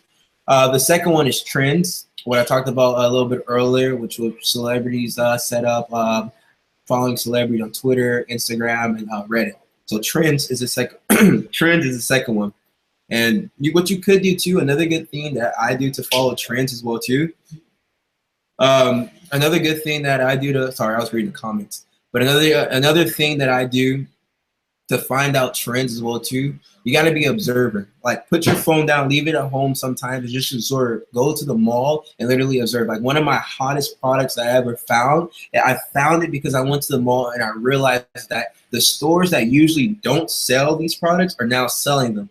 For example, if you see Hollister like selling, Hollister, this is just an example. If you see Hollister selling cloud glasses, then that should tell you something. That's not their normal product that they sell. And if you see that store selling, you see other stores in the mall, because a lot of malls, they focus on trends. A whole bunch of malls, a whole bunch of stores, they're all trend oriented. So you can literally go to the stores and get a feel of what's actually in and what's actually not in. So like PacSun, and all those stores like that, the stores are like hypebeast stores. Like me, if you guys know what hypebeasts are, that's like people who are like big in like fashion and like buy all the expensive stuff. If you know those type of styles, like distressed jeans, like one of my big products as well too was when distressed jeans came out. I literally found out about distressed jeans by going to the mall, because I realized that the stores that usually don't sell holes in the jeans are now selling them. And then I found it in every store, like in the mall. So I was like, wow. I was like, well, I didn't find it in every store, but I got it before it got super, super big. So, and I realized, oh, wow. So a lot of stores are selling. Let me see how this trend is. And one thing you can actually do and actually use too is actually Google Trends. So I'm going to rewind a little bit. Sorry, guys, I'm a little unorganized. But I'm going to rewind a little bit. And what Google Trends does, it's phenomenal when it comes to the seasonal part, when I was telling you guys about earlier. Because with Google Trends, you actually know around what time of the year precisely, every single year precisely, you see when a trend starts going up and when it goes back down. And then you want to catch a trend as it's going in this motion, like the little slow motion up, that's when you profit the most. So with Google Trends, that will help you guys a lot when it comes to the seasonal items, and also will help you too with the trending items as well too. Like if you guys were just to use it as an example, go backwards, go to Google Trends and type in fidget spinners. You'll literally see when it had that big old slope and then it had that downfall. This can help you save a lot of time and save you a lot of money with like just randomly trying out products, like checking out the trends. But one thing I had to tell you too, which is the third thing that I focus on, is necessities. So you want to focus on what people need, what people actually like, and what people desire. Like they have to keep buying it over and over. And the necessities, it's a little bit tricky when it comes to Google Trends because they won't have that upward motion. They'll have more of a stable, a gradual type of emotion. So when it comes to the necessities, don't focus too much about. When it comes to necessities, don't focus too much on the Google Trends. Only when it comes to the trends and the seasonals, and those are like the powerful things. And once you get that, I gotta start winding down a little bit because I know there's other speakers, but. Once you get that part, the last part I want to tell you guys before I get out is basically keeping it simple. Keep your store simple. Don't make it too complex. Don't make it too complicated. You want to think of, I don't know if all you guys are from California, but we have a restaurant and it's called In-N-Out. Oh, yeah. When you go to In-N-Out, literally the menu is so simple. No, you don't have a hard time deciding, oh, what do I want? Oh my gosh, there's so many good choices. When it comes to the internet game, when it comes to e-commerce and dropshipping, your customers are only going to be on the website for around 5 seconds, if that, 3 seconds. So you have to get their attention like that. So you have to focus and make it clear and simple for your customers to find the product that they actually want. So I like using that metaphor, the In-N-Out analogy. Make it simple. Make it just clear and out there. Don't allow your customer to have to search for the items and things like that. Don't be too complicated. Don't have over 50 or not gonna say 50. Don't have over 100 or 200, 300 items on your store. Like some of my niche specific stores, I only have like 20 to 30 products, but they're heavy hitters. And a cool thing is when you get these products from AliExpress, you can actually sort by best match, and I will literally sort by the most popular items there are. Literally, and there's so much I can talk about this a lot, and there's just so much more value I want to give, and I just want to just pour into you guys, but I don't have the time to go into the actual detail, so I got to start winding down. So I'm sorry about that in advance, you guys, but I'm just giving you guys like the nuggets. Like if I can throw a golden nugget to you, hopefully you catch it and you'll be able to run with it. For further details, I will be helping more people. Just hit me up on my Instagram. It's Life with JT, LifeWithJayt. So Life with JT, LifeWithJayt. Because there's so much more. Honestly, I can't tell you everything in this little bit of time because there's so much more. But I was just hoping to give out those golden nuggets to you. So keep it simple. Realize the blueprint. And also realize the emotion, realize that you need both to combine with each other. And you have to have a strong enough why and a strong enough reason. And look at it like this. If your reason doesn't make you cry, it is not strong enough. It can't be just around materialistic things. Because honestly, materialistic things don't make you fucking happy. They really don't. Happiness, feel good. Yeah, they just make, not even that. They make you feel good for a few minutes. Yeah. So like happiness is within the relationships we build, the friendships, the community, and the giving back and helping other people. That's where your greatest happiness and fulfillment is. So figure out your why. Why are you doing it? What do you want out of this? And be clear and specific. It's a new year, you guys. Get clear and specific on exactly what it is that you want. Yeah. And go after it. Oh, let's answer some questions, yeah. Okay. A little bit of questions. Sorry, guys. I talked too damn much. No, it's a lot of good information. Anyone recommend any good psychology books? Yes, I love The Power of the Subconscious Mind by oh my gosh, can't think of it right now. I think it's Psycho Cybernetics and The Power of Subconscious Mind. I can't remember who wrote Psycho Cybernetics, but The Power of Subconscious Mind is by Dr. Maxwell Maltz. No, Psycho Cybernetics is by Dr. Maxwell Maltz. But The Power of Subconscious Mind, look at that one up. And honestly, Think and Grow Rich is actually, once you get deep in it and study it, once you get deep and study it, this is a psychological book. What else is a good question? Do you take pictures or do you use the AliExpress pictures? So what I like to do, honestly, I like to prepare before. So like, if I know a niche is gonna pop within like a month or two, I usually order the product in hand, and I start filming, you know, really cool videos, or I take really good pictures of it. And like, I'll have my friends like make little like promo videos of it. But I won't put their face in there because I don't want to associate their face with the product I'm selling, just because you never want to do that in general. So yeah, I make a video for it, a nice video, good quality, and make sure that it's presentable, and make sure it grabs someone's attention. Because if it grabs their attention, then you're most likely gonna get a lot of clicks. So I like to, you know, usually do videos. It just depends what you're promoting. So like, if you're promoting like a hat or something, I would just have your friends like take pictures of like your hat. If you're promoting something that, like, for example, if you're promoting like fidget spinners, then I would like video like fidget spinners, like make a cool little promo video about that. But yeah, so it just depends. You could use the AliExpress pictures. Like I said, it just depends on you. Like, if you want to wait for the product to come in and take that time to take good pictures with it, then that's on you. You can do that. But if you just want to like just get started quickly and like just have it up there already, then just use the AliExpress pictures. Not all the AliExpress pictures are bad. Like, they do have some good ones on there. What other questions are there?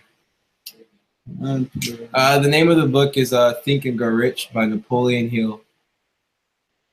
Do you guys think video ads convert better than picture ads on Facebook? Conrad, do you want to answer that one? Sometimes, yes. At the end of the day, I think they convert around the same, but they convert for a lower price. So as long as everything kind of matches up, and you know, again, always be learning, always be testing. They probably convert around the same number, but you're gonna end up spending a lot less if your targeting is right. But they got to be good ads. They can't be crappy ads, right? They can't be like have the logo of the app that you used for free in the bottom corner and be like some really crappy quality video. It's got to actually look good. Spend some time on the video if you're going to do the video. Of course, a lot of people think they can just video on their iPhone and like make it all shaky. No one wants to see that. They want it. It has to look professional. You know, if it looks professional, then more people are going to click on it. More people are willing to buy it just because it looks professional. So okay, let me give you this. What about the apps? That's a good question. Sorry. So here are some of my top apps and my favorite apps. So the first app I'm gonna say too, because somebody said how you deal with long shipping. One, you focus on ePacket, so 7 or 14 days, or 7 to 21 days actually. But the way you can actually get the customer to be okay with that, there's an app I use. It's a free app. It's called Happy Email, and literally that app, as soon as a customer buys something from you, it sends them an email that you can customize to your liking. And what I usually say, I say, hey, thank you guys for shopping at this store. And I leave like a really nice message. Then I say it's gonna take around 7 to 21 business days. This is not include weekends or holidays for items to come. We're working super hard, and we produce all our items as you order them to make them fresh and great for you. So I say things like that, and the customer usually never really complains about that. They're more than happy that I reached out to them, and that's literally an automated process through the app called Happy Email. What I usually do for the Happy Email, I usually just say, due to high demand, shipping might take 7 to 21 business days. And then I just do something like that. So just make sure it's good. Make sure you have like a good little script, just so they feel comfortable and that they trust you, just so they don't try to like dispute against you or anything like that. Because that's the last thing you need is to get chargebacks. Yeah, and then I go through my apps and you go through your apps. Then the other one would be Conversion Plus. It's basically, it creates a sense of urgency. So as soon as a customer adds a product to their cart, literally you can pick a time bar. It can be 10 minutes, 5 minutes, whatever you want. The time bar will literally pop up and it literally go down, like downwards. Like, and if the customer didn't check out within that time, it removes the item from the cart. And what that does, it creates a sense of urgency in the customer. They literally be like, oh my gosh, I gotta hurry up and get that before it goes out. It works so much. Like literally, it works on me sometimes when I go to some of my favorite websites, even though I know what they're doing. But it's a psychological factor that's phenomenal. And there's another app that I use as well. It's called FOMO, the fear of missing out. Basically, it pops up notifications, sell notification. These are real ones, and it's actually a lot more efficient. These are real ones? Yeah, these are real ones. Sales Pop? Yeah, Sales Pop is a little bit of if you're just now starting out and you want to like build that fear of missing out effect, and like let the people realize that your store is popular and you're getting sales. And you start off with what was it called? Sales pop. But then after you start actually getting a whole bunch of sales, you want to move towards FOMO. It's a lot more efficient. It's a lot more clean. It's a lot more efficient. Then you can actually customize it as well too. And then I also use Hurryfy. So Hurryfy, what that is actually you can create a time bar as well. Spell FOMO. Oh, FOMO is FOMO. So FOMO. And then Hurryfy is basically you can create like a little time bar, and then you can also like create like, oh, there's only like 10 left, there's only 20 left or whatever, and then literally you can have that decrease, and literally it'll build another sense of urgency factor as well. So Hurryfy is awesome. And then for people who abandon cart, I use beautiful abandoned cart emails. What beautiful abandoned cart emails does is literally it's for all those customers who abandon their carts. It's literally automated, and you can literally, it sends like 2 emails, but you can continue sending more and more if you want. And what that does is just like you can customize the message and tell your customer, send them a discount code and say, hey, thank you for stopping by for our store. We realized you forgot some items in your car. Here's a discount code to save 20% or whatever percentage is off. And this will. All these apps right there, those are my top apps. I increase my conversion rates like crazy, especially beautiful abandoned cart emails. So if you want to get into some of yours. He basically said all of them. One of them that I like to use that's really good is called Timer Plus Countdown. So basically this goes on your products, and it'll basically say you have, so basically when the buyer is on your the whole like the product that they want to buy, it's going to say 5 minutes left, and then it's gonna have like a little countdown bar, and basically just counting down, and it could be like 98% the countdown bar, and basically like he said, it's a sense of urgency, so they feel like they have to buy it before it sells out. So like, crap, I have 5 minutes left. What if the product's not there? I really like this product. I need to get it now. So it's a sense of urgency. They feel like they need to buy it now, and that's really what you want them to do. You want them to go to your store. You want them to add it to cart and check out as fast as they can. That's what you want to do when you're creating your Shopify store. So I like that one a lot. But he basically covered most of the apps. Yeah, so I do free plus shipping. When I first started out, that's all I did. I did free plus shipping method. Like I said, free plus shipping method is also very good, because if you think about it, you're scrolling down on an Instagram page and you see something that says free, whether you like the product or you don't like it, you're automatically going to click on it just because it's free. Everyone wants free stuff, you know what I mean? And whether you like it or you don't like it, you want it. So and then just to add on to what he said too, that's also a good strategy as well, because it also, when it comes to your CPC, cost per click, it will be super, super low. Like I had some cost per clicks around like 10 cents, 5 cents, and even like my lowest was 5 cents. Is because I did that free plus shipping method. Because if they see an ad that says something about free, or just or do something and get something free, then a lot of people will basically like bounce towards that ad. How do you name? Yes, they are Shopify. Yes, they are Shopify. Yeah, so all those apps that we gave you, they are Shopify apps. I don't know if any of them. Some of them might cost money, but if they do cost money, they're like $4 or $5. Pretty affordable. What was this one?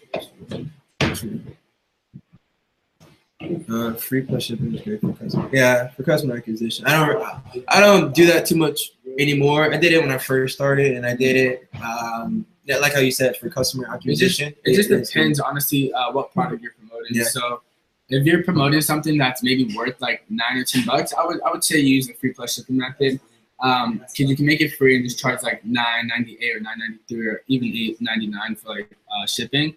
And just I feel like if you're doing a free plus shipping method, and if the shipping rate is under $10, more people are likely to buy it. I think it's like something that has to do with like psychology. It's like if it's under 10, like if it's under like four digits, then more people are more likely to buy it. But yeah, so if you're doing free plus shipping, I would keep it under $10. And then he said, is there a new method besides free plus shipping? What I also do too as well. Sometimes I'll like, let's say for example, just to keep it simple, let's say like I'm selling an item and I want to make $20 off of it. I will literally, as I market, I cut that price in half and say $10, and I'll charge $9.99 for shipping. That's one method that I use. That works super well for me. It gets that effect of that keeping that cost per click super low, and then I basically turn those into I convert those people who don't buy by using basically like the beautiful abandoned cart emails, like by giving them discount codes. So that's my little strategy for how do you advertise a product that isn't free plus shipping. One way is how I just said it, just like deduce. Cut up however you want. It can be 50%, 70%, 25%, whatever percentage you want. But basically cut up the price that you're trying to sell it for and add some of that towards the shipping. That's one of my favorite ways. That's one of the ways I do it as well. Or you can just be blunt and just charge like $20, $30. Yeah. It's just like if you're like promoting like a jacket or something, like you can do that. You can charge like $30, $40 because if they like the jacket, they're of course gonna buy it. And then too, if the product is already like a popular product and people usually like they know they're getting a good deal. Like say for example, if I go to the store and this product costs $50, but right here it's $20, you can just say it bluntly because they already know that you're getting a good idea. Okay, price for it. My daily budget's pretty high. I spend a lot now, but I didn't start off high. I spent over. You guys have to scale up. You guys gotta remember, like, you can start with $5, and whatever money you make from dropshipping, just save it and just keep putting more and more money into your dropshipping store. And eventually, you guys will be looking at very high profit. You guys will be making a lot of money. You guys just keep putting the money that you're making from dropshipping back into your store, or back into whatever you want to fund. But yeah, so make sure you guys save too, because I know like when I first started dropshipping, I wasn't used to like the exposure of having so much money. And like me being a teenager, of course, like I wanted everything that I couldn't have when I didn't have any money. So it was like I bought a whole bunch of stuff, but it wasn't like the smartest idea. And then I came to the conclusion, like, what am I doing? Like, I need to put this money into something that's gonna make me more money. And that's when I really started being smart with my money and stuff like that. So yeah, if you guys are starting out with dropshipping, like save your money. Like you guys might not be exposed to making that much money in such a short period of time, but just make sure you guys save your money and put your money into something that's going to make you more money in the future. Like cryptos, for example. Like you guys haven't started on the crypto game, you guys are messy now. Like you guys got to get started with crypto. You guys do easy money. But also just to add on to the saving tip too, I had to learn this lesson the hard way as well too. But I just bought my car, which is a Tesla. It was my dream car. I always wanted it and I love it. But it wasn't a smart decision. Literally, it wasn't a smart decision. You should never buy anything that rusts, rot, or depreciates. Like I could have waited until like I have so much more. Like you need to have specific goals before you can reward yourself with something like that. Because that money that I paid for my Tesla could have been used, for example, cryptocurrency. Oh my gosh. Never mind, but that was just because I'm still young as well too. So me just getting used to it, that's a lesson I learned. But I want to just pass on to everybody else that you don't need to buy things that look cool to impress other people, or buy these new cars, or spend over hundreds of dollars for shoes. Be cool, looking like a regular person, stack up your money, because basically you basically live a life that most people wish they can, because you didn't do what most people wish they had. So do you recommend free shipping stores? It just depends. It just depends like on what product you're promoting. Like everything that we're saying, like free plus shipping, all these methods, it's all up to you. We're giving you guys this information so you guys can execute on it. You guys can actually put these like these facts, and you guys can put this into action. So everything that we're giving to you guys, like just whatever you guys want to do with it, you guys do it. Like do what you guys want to do with it. Who's my favorite mentors? I have a few in-person mentors that people actually look up to a lot. There's Tony Robbins, Les Brown, Jim Rohn, King Madrid. But those are my top three that helped me change my life dramatically. Just watching your videos and actually do this, you guys. Watch YouTube. YouTube is like the greatest free university you can pay. Like literally, you can learn more on YouTube than any college will ever teach you. Just by studying people like I said, Tony Robbins, Les Brown, Bob Proctor. He's awesome when it comes. Somebody who asked me about psychology, study Bob Proctor. Whoever asked me that question about psychology books, study Bob Proctor. He's phenomenal when it comes to your mind. Bob Proctor. Yeah, he'll teach you so much. He'll shift your paradigm. Like there's a series on YouTube I think everybody should take when they ever have ambitions to become successful. It's free. It's called The Paradigm Shift by Bob Proctor. Do it. I'm about to make a YouTube for all you guys who keep asking. All of us, me, I am gonna make a Jacob, YouTube JT, we're all making a YouTube channel. I promise. I'm actually, well, this is actually the YouTube channel I have that I'm posting on pretty soon. But yeah. What else? Okay. Thaddeus, you wanna hop on here? Oh yeah, I learn a lot from books and videos. By the way, I read a lot. My room is nothing more but a library. You have to also, before I leave, sorry guys, one more thing. But basically, you want to study your books. Don't just read it through one time, because you need to study it like over and over and over. Like at least I read the book probably 5 times, but I'm still learning as I read it, because there's always something new. And I grow to a different person as I read it again. So study. Peace out, and you guys are awesome. All right, guys. So we are bringing on the myth, the legend, Thaddeus Strickland. Yo. How you guys doing? How you guys doing? I think to like wrap up, because like we've had a lot of dropshipping people like talk already. Everyone on here. We're waiting for Casey to come on there. Come on, Casey. Bro, you gotta teach us how you do your internet marketing. But yeah, guys, so I'm more than happy to like answer questions and stuff like that. Like if you guys don't really know, I got started with dropshipping probably 2 years ago, almost 2.5 years. So not as long as Conrad, that's for sure. But Conrad, yeah, so like 2 years ago, and I started that in summer. Bro, come on, you gotta be. Yeah, no, so literally I got started 2.5 years ago. 2.5 years ago, and I was back home from college break, and I was like, okay, I hate college. I've been doing this for a year now. I knew when I applied to college that I wouldn't like. So I was like, I gotta do something to get me out of this. Because like my parents, my family did not like leave school if I had like no plan or like no backbone, right? So I had to make something of myself.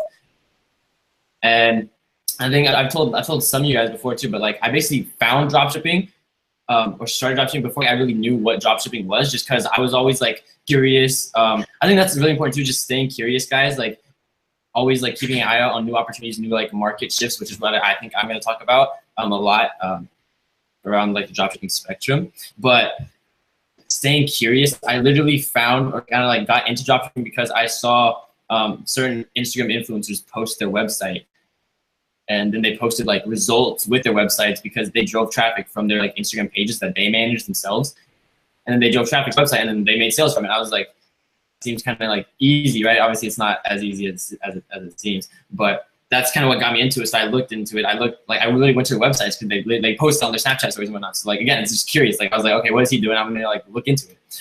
So that's what I did. Found the websites, found like, Shopify, all that kind of stuff. So then I like look into it. I made my own Shopify account, and that's kind of when I got started dropshipping. Again, I didn't own a bunch of like Instagram pages that like I didn't have 10 different Instagram accounts with like 10 million followers that I could just like throw my website at and then like see what converts.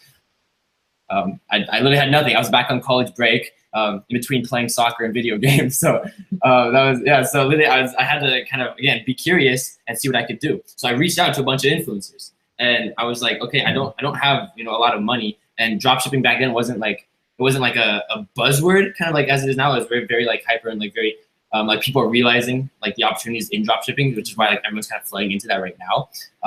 But back then, like it wasn't, I guess, as big or as prominent. So then I reached out to influencers. I was like, hey, I don't have a lot of money. This is like a brand new site, kind of what John was saying, like templates earlier and stuff. I have money to pay for shout outs. So I literally had to do profit splits or revenue shares and stuff like that. Which again, it cuts a big chunk of my profit margins because dropshipping too. Like but it adds up with volume and stuff like that. Especially if you have no money for marketing. Like that's an angle you guys could potentially look into. And if you just don't have money, but then you also consider like the ramifications of that, because if you give a chunk of your margins when you do get bigger, you can't just cut them off. Like you are going to be paying them off. Like they win in the long run, you win in the short-term game where you actually get money. Like you actually get marketing like plugs in a sense, right? So that's what I did. Around for my first site, and then from there I was smart with it. I was like, okay, I don't want to do revenue splits with like all these influencers for all my stores, because like I kind of figured, like I kind of knew, like, all right, so these Instagram shout outs, like this is what I had to do. And again, like with marketing shifts and whatnot, I'll talk to that like later, because it's like these days it's not as easy as just like buying a shout out and throwing it out there and like making sales. Tried that, have realized it's just not not as easy to do. And what was I? Yeah, no. So basically, like with the Instagram shoutouts and stuff like that, like I didn't want to do revenue shares with all my sites, because I did one site to get me on the ground because I didn't have money, right? I was back on college break. I wanted to do something, start something to get me away from college because I didn't like that. So that's what kind of got me off the ground. And then I used that money. Like I didn't splurge. I didn't like buy a bunch of like crazy like random like monetary items with my first store that saw like a little bit of like profit. I used that and I like made more sites, right? Because like. And like for me, it was kind of just like, all right, I need to like diversify, and I wasn't diversifying necessarily like industry, so I wasn't going into like software or anything like that yet. But I'm not hearing any plug, guys. But so I didn't diversify into like different industries yet. I diversified into more dropshipping sites because that's kind of just what I knew, and that's what I knew at the time was like working for me, right? So I just doubled down on that, and I made more and more sites, and then I eventually came up to like 6 or 7 sites, and I was like, okay, this is taking up all my time. I need to like outsource stuff like that. So that's when I like brought on like virtual assistants. This whole time period is a span of like months, guys. It's not just like 1 week, like nearly a year in terms of like building out all these sites and just getting everything like together and like profitable and running relatively smoothly. Just getting over all these like speed bumps and hurdles, even just AliExpress blocking my account, or like the banks blocking your card after like every single transaction, like stuff like that. When you're dropshipping like from Ali and stuff like that, there's little hurdles that you kind of have to get over. And there were points where I just wanted to rip my hair out just because I did not want to deal with that stuff. But it's something that you guys just all have to kind of do and get over like those hurdles and get around them.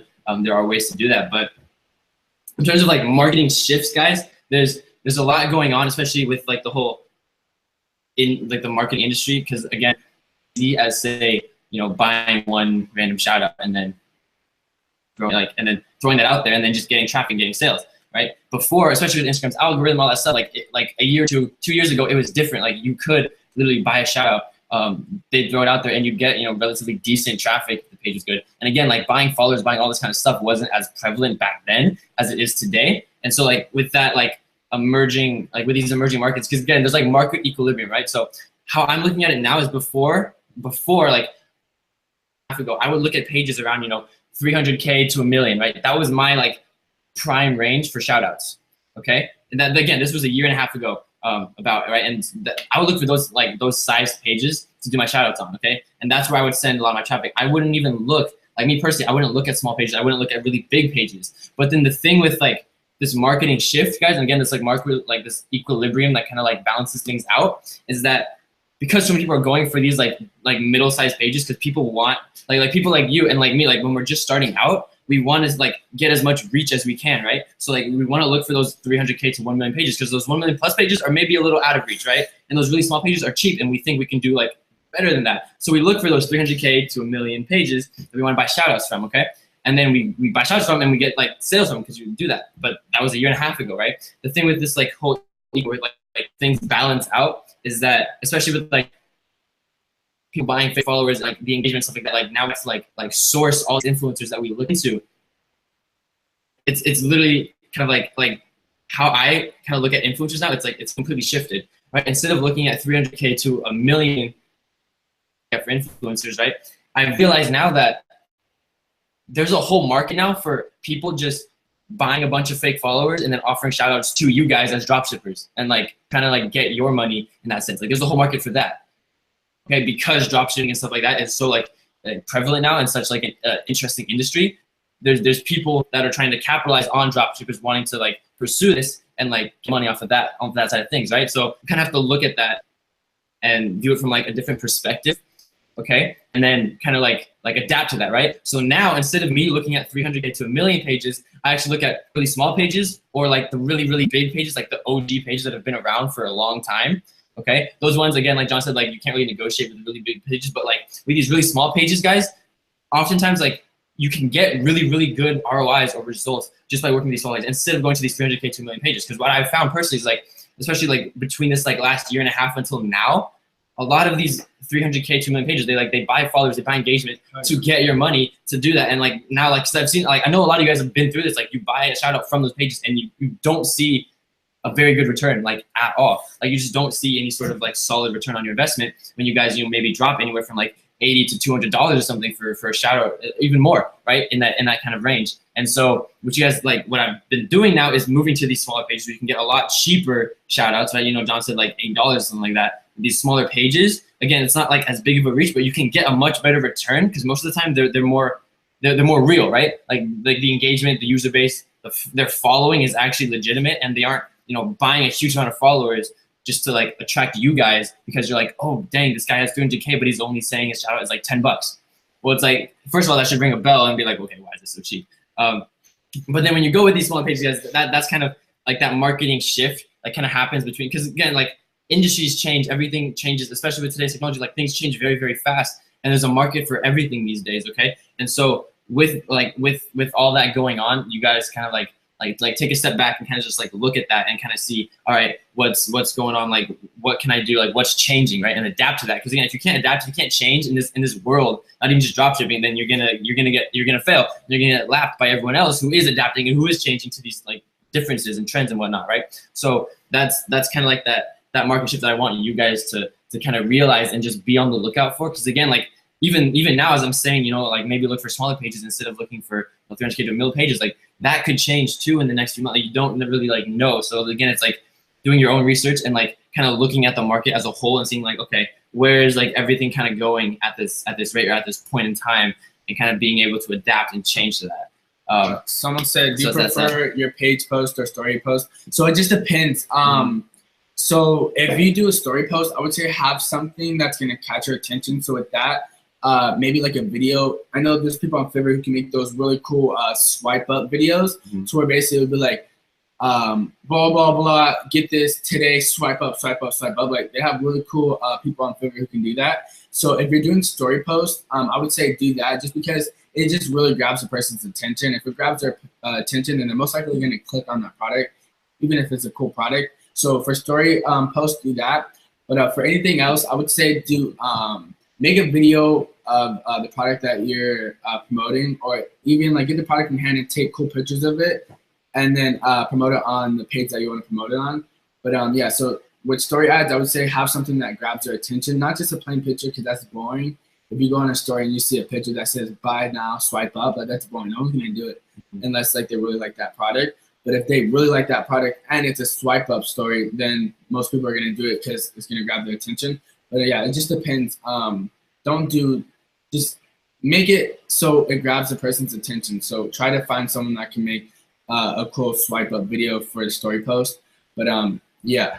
Yeah, no, that kind of actually reminds me of something else. That's kind of like how are you branding, you know, your sites and whatnot, right? Because again, with like dropshipping stuff and what I do with my sites, you want to seem like very unique and like authentic and just different from everyone else. And it's like, how are you gonna do that?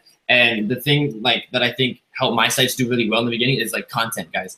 Like, what are you posting to your social media? Like, if you're driving all your traffic from social media, then you want good social media, right? You don't want to post these same supplier pictures or whatnot over and over again because it's not going to look good. Like, if you're trying to build like a nice feed, like look at these really popular brands, like Movement, for instance. Movement watches, MVMT, like those guys, they started from Instagram. Like, they got most of their buzz from Instagram. They worked with influencers who could take really, really good pictures of their products, and they use that as kind of that marketing leverage to get eyeballs, right? To get people interested in the product. So it's like, how are you branding yourself? And I think what I did well is I actually ordered products to my house before I was pushing like a lot of like marketing stuff, and I took pictures of those. Or like I had people that I knew, like friends, take pictures of them that they were good with like cameras and editing and stuff like that. And just how are you kind of branding your stuff, right? Because if you can get good content or good pictures for like your Instagram feed, your Facebook ads, your Instagram ads, your website, right? If you can build that out and actually make it look unique and different and like good quality, instead of just being another one of those dropshipping stores, then right there, like that in itself will help you boost conversion. That helps, it will drive like brand loyalty. That'll help you be different and be unique. And all that kind of stuff plays into just building, you know, a really good quality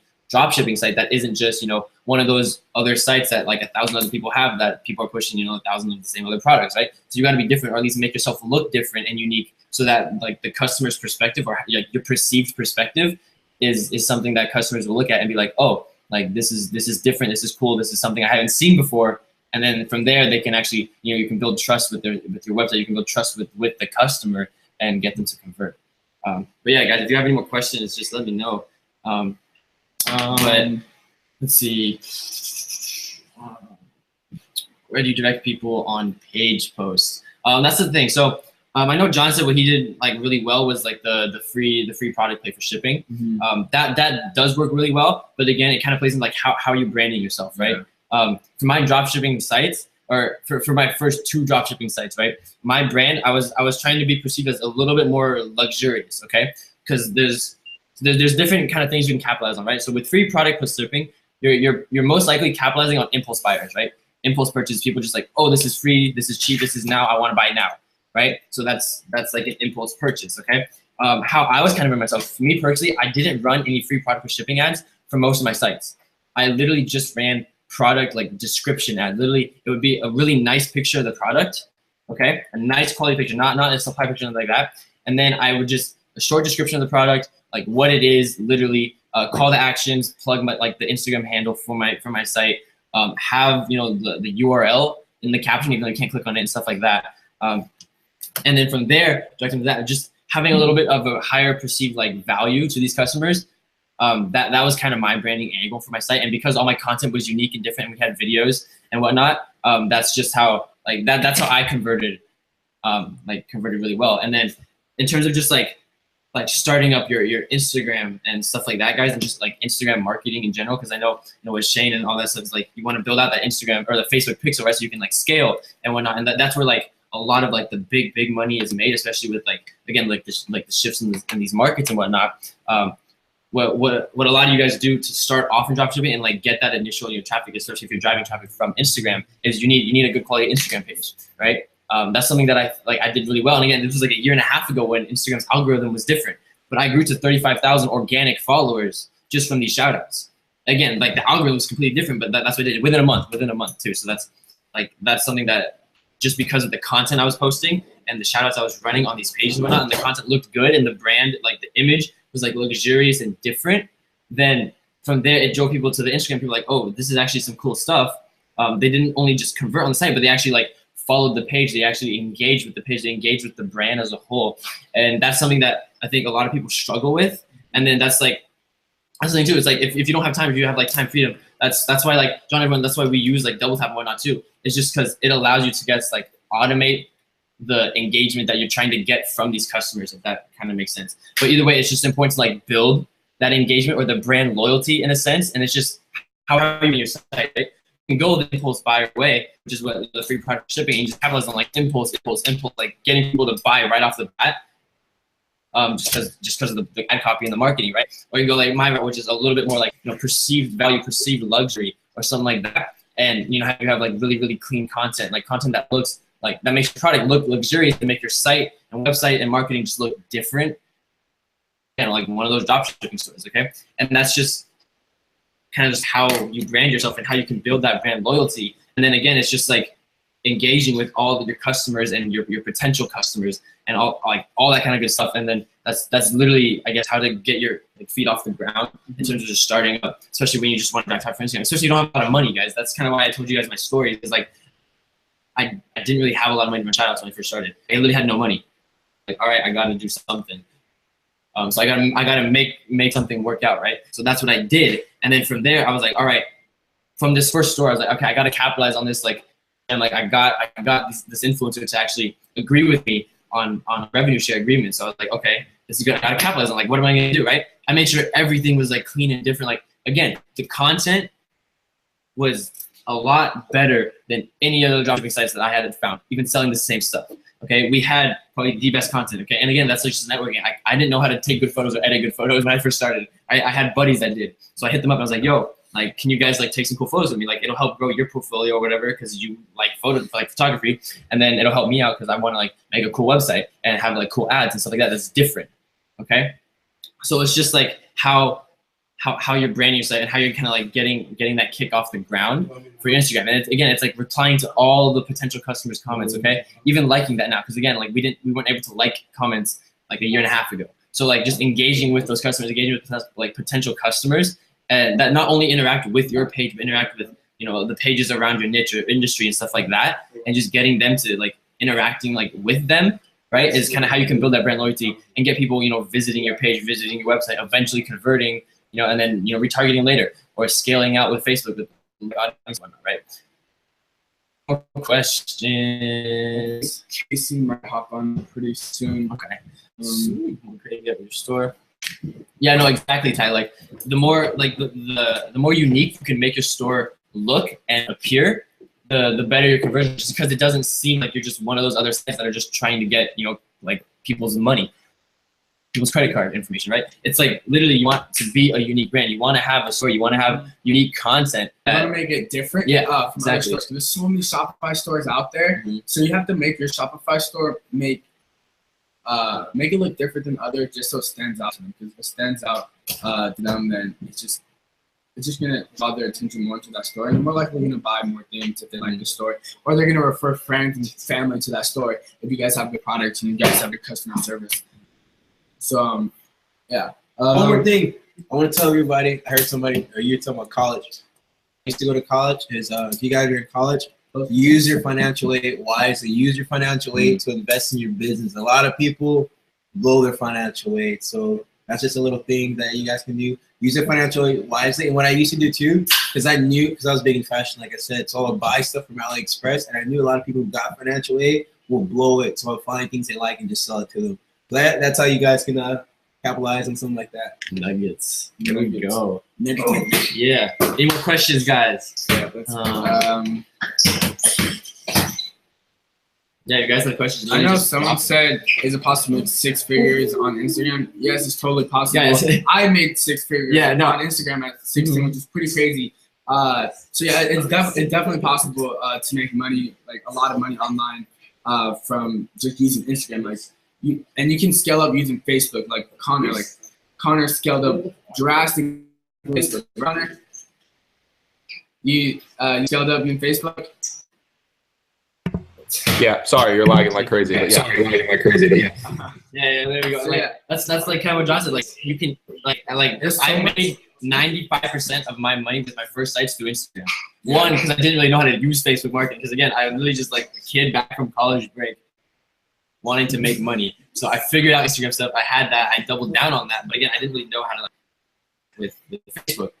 But I doubled down on Instagram, and then that's before, you know, like everything else, where it was a little bit, I guess you could say, simpler to get traction and like not kind of like all these like workarounds and stuff like that. But that's where a lot of my money or like revenue came from when I first started. That was before I started like playing around with Facebook ads, playing around with like building out my audiences and whatnot like that.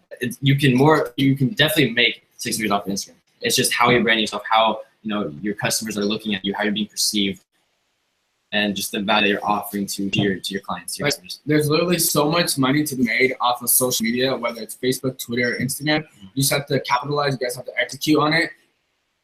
People use Instagram, Twitter, Facebook for the bad. They use it to talk about their life. They use it to, oh my God, my boyfriend, blah, blah, blah, just broke up to me. Like, no one cares about that. Like, use social media for the good. Use social media to make money off of it. Use it to your advantage, because there's so much money to be made off of social media. And that's why, like, we're basically here is we should just tell you guys, execute, guys. Like, execute. Like, people say they're gonna do it. People say they're gonna do this and that, but they don't actually execute on it. They might start, you know, for like a week or two, but then a week or two later, they're not motivated. They need someone to motivate them. Like, motivate yourself. Like, just, you guys just really gotta execute on the idea of what you guys want to do. So, what else is there? He said how long it took you, or it took us before you hit consistent monthly income enough to drop out of college. So with my very first site, guys, on launch. So basically, because again, I got this opportunity from this influencer who was down to do revenue share, right? I didn't want to mess that up. So I was tinkering, I was playing around with my website before it went live for, I'd say, a good 3 weeks, which is more than enough time now than like to get a Shopify website up and running with everything else, right? But I was just like, this is my first time. I was like nervous. I didn't want to mess up this like opportunity with the influencer, right? But on the day of launch, I did $2,200 in revenue. Okay, and then every day since then, I did anywhere from $1,200 to $3,000. All right, so that was literally my first store. Okay, and that was all again through Instagram shoutouts. Like that right there should show you guys like the power of social media and like if you can brand yourself right. Because again, I ordered these products like before I really knew why I was doing it. I just thought like, hey, I should order these products and take cool pictures with them so they seem different, right? Like I was doing that before I actually realized like why I was doing that. Okay, so like I did that to get the cool content. Like right off the bat on launch, my site looked different. It looked way different than any one of these like out there who were doing similar stuff. Like people actually like felt like it was a unique company with like really cool content and like a cool like vibe that they could like affiliate with, like connect with. Okay, I think that's why I converted so well too. It's just because it was different. Yeah, me, John, how do you find the right niche? How do you find the niche? So how I go about finding a niche is I have two ways. So I either think seasonal, so like what JT said, if it's summer, or in the summer that relates to summer, so whatever you can think of that relates to summer, then there's also find something that stands out to you, find something that grabs your attention, find something that pops out to you never seen before, because you haven't seen it before. Most likely other people haven't seen it before, just like fidget spinners. When people first saw fidget spinners, they're like, whoa, what the heck is this? It's crazy. I want it because everyone has it. I want it because it just looks interesting to you. I just never seen it before. So that's why I feel like fidget spinners really blew up, because no one has ever seen that before. So when you guys are looking for a product, find something that you haven't seen before. So find something that pops out to your attention, because if it grabs your attention, it's definitely going to grab the audience attention. It's definitely going to grab the other person's attention. Also, like if you see like Instagram ads and you see the same Instagram ad every single day, like a sponsored post, and it's a product, like, and you can tell it's a dropshipping store, like take it. Like just take it. Like, like make a store, get that product, put it on your store and promote it.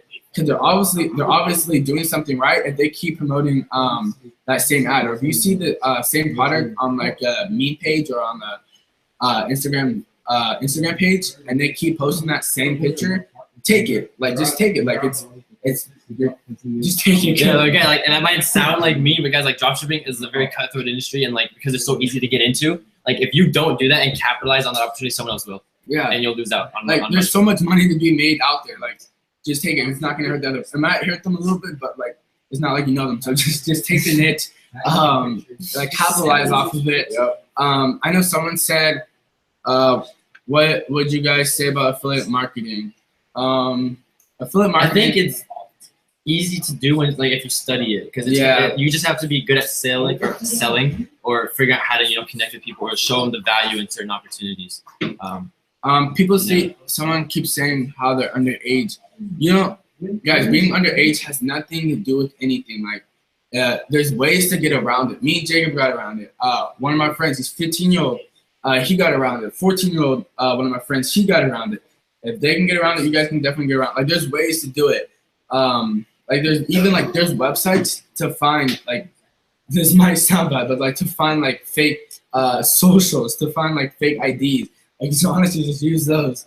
But like, there's ways to bypass the whole underage thing. Like if you guys, for PayPal, like I said, you can put in like your regular information. You don't have to be 18. You do have to be 18 to have a PayPal, but you could send out money through PayPal without having to be 18.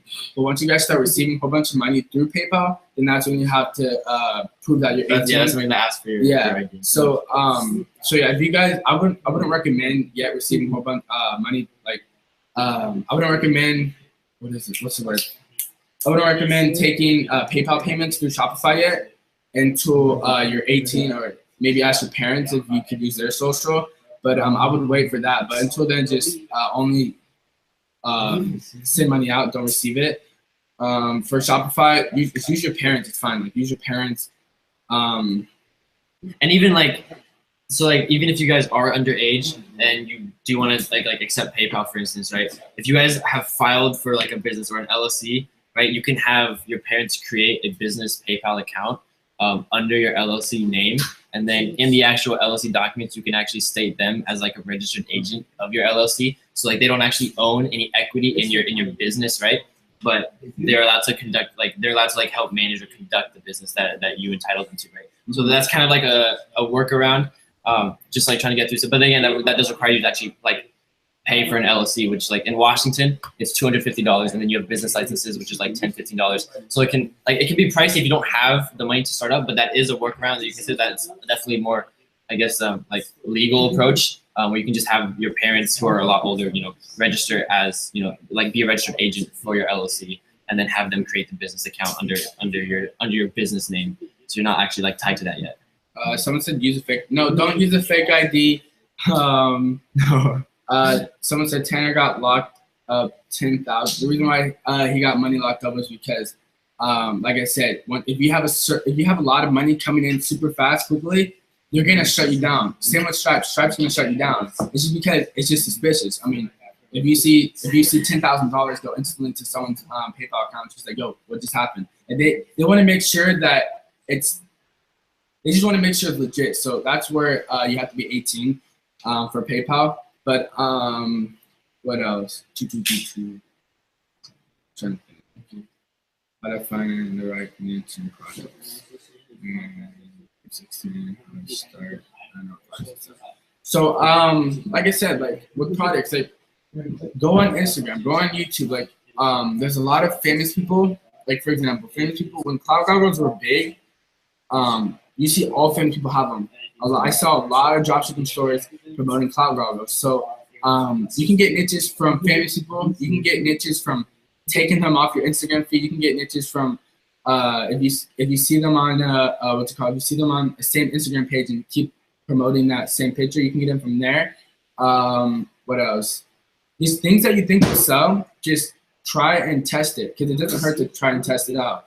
Like just test a whole bunch of different products. It's really the key. Dropshipping, just keep testing. It takes time. A lot of people think dropshipping is gonna take a week, 2 weeks. You might get lucky. You might get lucky with that, but it usually takes a little bit long. It just depends, honestly, how much work you put into it. It all comes down to how much you want it and how much work you put into it. Like if you want it, then I guarantee you can make your first sell within maybe a couple weeks. But it just depends on you and how much time you put into it and how much you really want it. So it just depends on you, honestly. I know Connor said if anyone has any questions about Facebook, go ahead and spit them down in the comments. Connor will add an Alright guys, well that was me. If you guys like Addy. But yeah, it was cool talking to you guys. I'll see you guys later.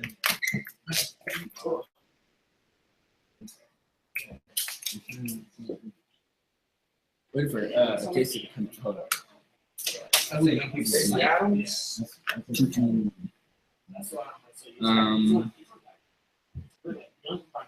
This is more than enough value than I expected. Yeah, man, that's what we're here to do is give you guys a lot of value, a lot of information. Because when like first starting like a dropshipping store, first starting out with like e-commerce, it's a little bit hard, it's a little bit difficult, and it can be very confusing. So that's what we're here to do is just help you guys and walk you guys through it.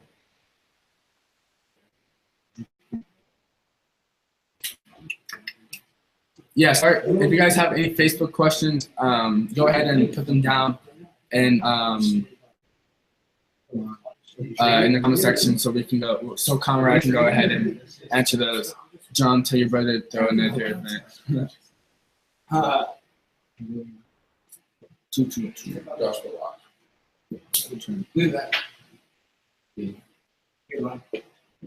Two girlfriends.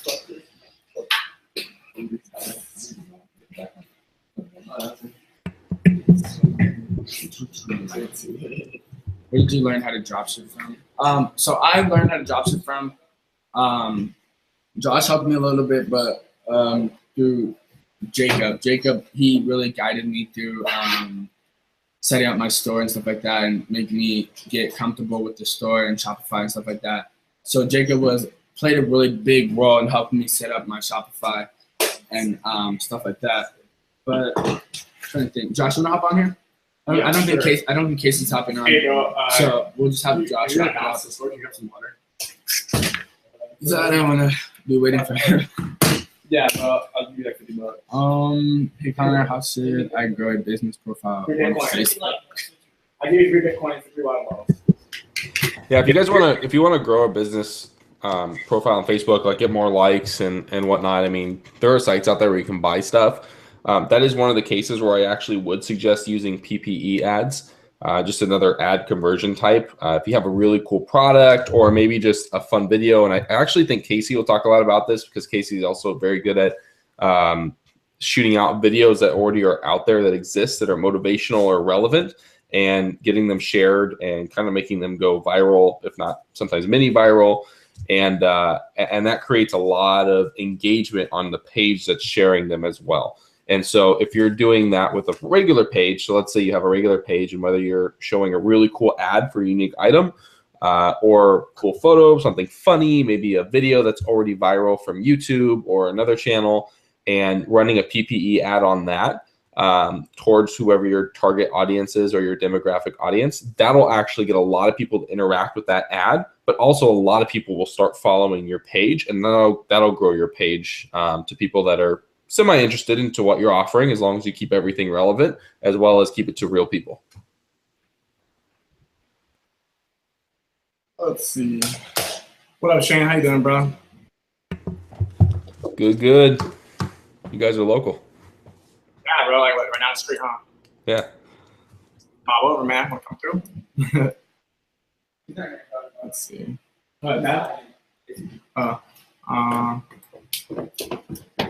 What's going on, everybody? Hey, actually, real quick, Shane, bro. I just decided right now I want to throw a crazy, awesome birthday trip to Thailand in March. My birthday's in March. So if you're down, dude, March 1st to March 13th, I want to get like 20, 25, 30 people out there. Maybe even fly out some people that are like crushing it, for a few days. That are killing it online, following our stuff. It's a wild trip, dude. Get it like a 9,000 square foot villa. Chefs, like, kind of fun out there. You began? Yeah, I've never been to Thailand, so we can add it to the list. Let's do it. Yeah, same, bro. I've been like wanting to go forever, dude, and like, just timing it's been off. Every week, dude. It's kind of crazy. But yeah, so I think John wanted me and Thad to hop on. We're going to talk to you guys a little bit about Instagram marketing, Instagram growth. Give you guys some info too on a new software that's coming out, and you guys will be able to reach out to whoever brought you on this life after, and they'll help you get started with that as well. I'll just have people pick you up. Okay. Looks like your guys' camera is down, by the way, too. Oh, it's not working? No. Oh, click it. Boom. Can you see us? Oh, do we have to go back and forth? Like, it doesn't automatically do it? No. That's weird. Last time I went live, like, automatically did it. Don't keep clicking it, because then the viewers I'm gonna keep clicking it. Oh, shit. All right, yo. Hey, yo. All right, cool. So, yeah, guys, me and Thaddeus, we're going to talk to you guys a little bit about, the power of Instagram marketing. I know they talked a little bit about dropshipping, but it's also very important for personal branding, affiliate marketing. Quick question. Anybody inside Double Tap already? Let me know in the comments. Ooh. But yeah, I was just telling Shane about Thailand, bro. I just invited everybody, man. It's gonna be crazy. Let's invite all Team Jet Set, the whole squad on Instagram. Everyone. Yeah, bro. I mean, everyone's invited. We should actually kind of do something like that. Like maybe like one day, like just like what if we did an event in Thailand? And you have to be down for like an event in Thailand. And then I will hang out for like a whole day. Then we'll be like a mastermind at night. Like, would you guys be down for that? If you guys don't know, Thailand is like one of the most beautiful spots in the world. It's in Asia. The Golden Hustlers. Crazy lit, man. I love being live, dude. I love being live. I used to go live every single day. It's been a while. Been really busy. Been working. Been grinding. But we're back. I'm gonna go MIA pretty soon. Oh yeah. So where do we start? All right. Let's start with all right. So how many of you guys are using Instagram to make money right now? Comment below.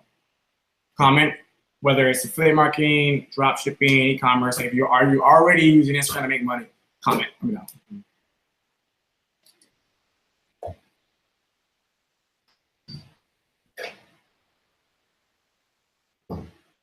Here we go. Been listening to that podcast. Let's go. Yeah. All right, cool. So let's just give them the rundown real quick. Why it's important, and then we're gonna give you guys a tool that you guys can get access to if you choose. That can pretty much be like game-changing, revolutionizing for your brand, for your business, for your store, whatever it is. So first things first. Let's see. First things first, guys. So I'll give you guys a little rundown. Me and Thaddeus, we had a business that we started last year that is 600 grand in the first 6 months of launching. That's about 100 grand a month on average. All from Instagram, 1,000,000% from Instagram. And that's because the business model we set up was really providing a solution for a massive, massive problem that a lot of people were struggling with and a lot of people couldn't figure out how to overcome. So all we did, fix that problem, and the business exploded. And we pretty much took that business model, revamped it times 10, added so many more features, and we recreated it. And we haven't talked about it yet on social. You guys are actually a super small, like, exclusive group listening right now. It's like 34 of you guys. So not many people have heard about this yet. But what this allows you to do is to be able to make money, like, on Instagram through multiple sources of income. I've been using Instagram, been building my brand on Instagram for like 2 years. All I've been doing is just been documenting, what I've been doing, inspiring others, and giving, advice, giving information. And then I've also had the opportunity to sell, affiliate products, to sell my own products, to sell merchandise, to promote other people's products on my Instagram. And because of using tools like this, and because of building my brand, following really simple, proven steps, I've been able to make a lot of money off Instagram. I don't know how much. I would say multiple 6 figures, and that's just from Instagram. That's not including my actual businesses, like the one that we launched together, and that's not including my different sources of income and different social media platforms and channels, and my agency. So it's a very, very powerful tool if you guys know how to use it. Let's see. New comments. I'm taking notes now. You're missing out. Yeah. Thaddeus has made over 6 figures drop shipping on Instagram. Did you talk about that already? Yeah, so I talked a bit. I literally told him like 95% of my sales, especially when I first started, was all Instagram. Right. Which is like, that's just to show you like the power of social media and Instagram itself, because it's such like an engaging platform, and it's like the platform to be on right now in terms of just like engagement and like kind of growing. I think it's gonna be for a long time. Oh yeah. Instagram has mastered what they've done. So my question for you guys, is anybody drop shipping right now? Comment yes. Just see a lot of yeses right here. Yeah, and then is anybody wants to start affiliate marketing? Comment yes. Or comment, say like yes drop shipping, yes affiliate marketing. Like, comment that. Is a figure 8,000 or 100,000? Well, one figure would be $1 or like $9. 2 figures would be like $10. So you can kind of do the math for each figure. There we go. What's so funny? All right. Both. Dope. Sounds good. All right, so check this out. We've released a tool, and don't go like blasting this all around like social media just yet. Only a few of you guys know about this. So we released a tool called Double Tap. Me and Thaddeus were investors inside of the company. We invested a lot of money into tools like these and things like this over the last year. And essentially what it does is a lot of guys, let's say you're not making the Instagram sales you want. This allows you to drive traffic to your Shopify store Instagram page. This allows you to drive traffic to build your brand, to create engagement, to create leads, to create and find prospects, to piggyback other stores, to piggyback people in your niche, and get their following to follow and interact with you. This allows you to find influencers, message influencers. This allows you to get more likes, get more followers, get more comments. This allows you to automatically schedule your Instagram post, automatically repost and schedule your Instagram post. And it allows you to edit ads inside the app. It allows you to message people through the app. What else am I missing? This allows you to do so much stuff. It's literally like an all-in-one, especially like just a bundle of features for Instagram, like management and building that presence and building engagement, building loyalty. Just everything you basically need. Yeah, there's nothing out there like this. There's nothing, which is why I'm super excited, because we have a monopoly on the market for this tool. There's nobody that can compare. And everybody that's using this is going to see a massive advantage in their sales and their brand exposure. And just nobody else can compare. If they're not using it, they're not going to be able to keep up with the current trends, current things today. You can fully automate your page, dude. Like, I'm just trying to think, like, dude, imagine like we had something like this like a year ago, 2 years ago, like something exactly like this with all these features. We had stuff similar, but not everything. If we had something like everything, like, it would be crazy. So somebody says they're in a Double Tap affiliate group on Facebook. So yeah, we did a live feed in there last week, giving you guys a ton of information on it. But what you guys need to know is that one, so I'll answer questions. It's called Double Tap Pro. There's 2 products from Double Tap Pro. The product that you guys have access to right now is called Growth Hacker, GH. You guys can also be an affiliate for these products, which means so everybody needs this. You would be mentally retarded or you don't want to make money online, excuse my language, if you didn't want to use this. If you wanted to make money online and you're not using this, or you don't want to use it, then there's probably something wrong with you. Everybody that wants to make money online and has common sense is going to use this product. It's called Double Tap Pro. What I'll do is whoever invited you guys to this stream, Conrad, Thaddeus, John, whoever, just message somebody from the team after this live stream, and they'll give you guys a link to it. I don't have the link right now. But so you can just message on my Instagram, Snapchat, wherever it is. But check this out. If you want to grow your following, you want to make money off your following, you want to grow your dropshipping stores, you want to make more sales, this is exactly for you.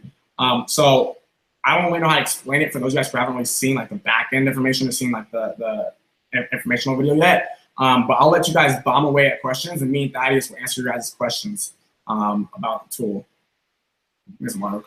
Sounds good. Yeah, because the one thing I want to like touch on too is like, again, if you guys were on earlier when I was talking, I'm talking about like marketing, like how the market shifts and changes, right? And like I didn't have this when I first started like a 1.5 years ago. And the thing now, again, like, how I told you guys, like, with Instagram's algorithm and whatnot, before you could buy a shout out and throw something out there, and for the next 6-8 hours you'll get really, really good engagement, really good interaction, and then a lot of conversions, right? If you at least had some idea of what like a good marketing copy or picture would be to drive that traffic, right?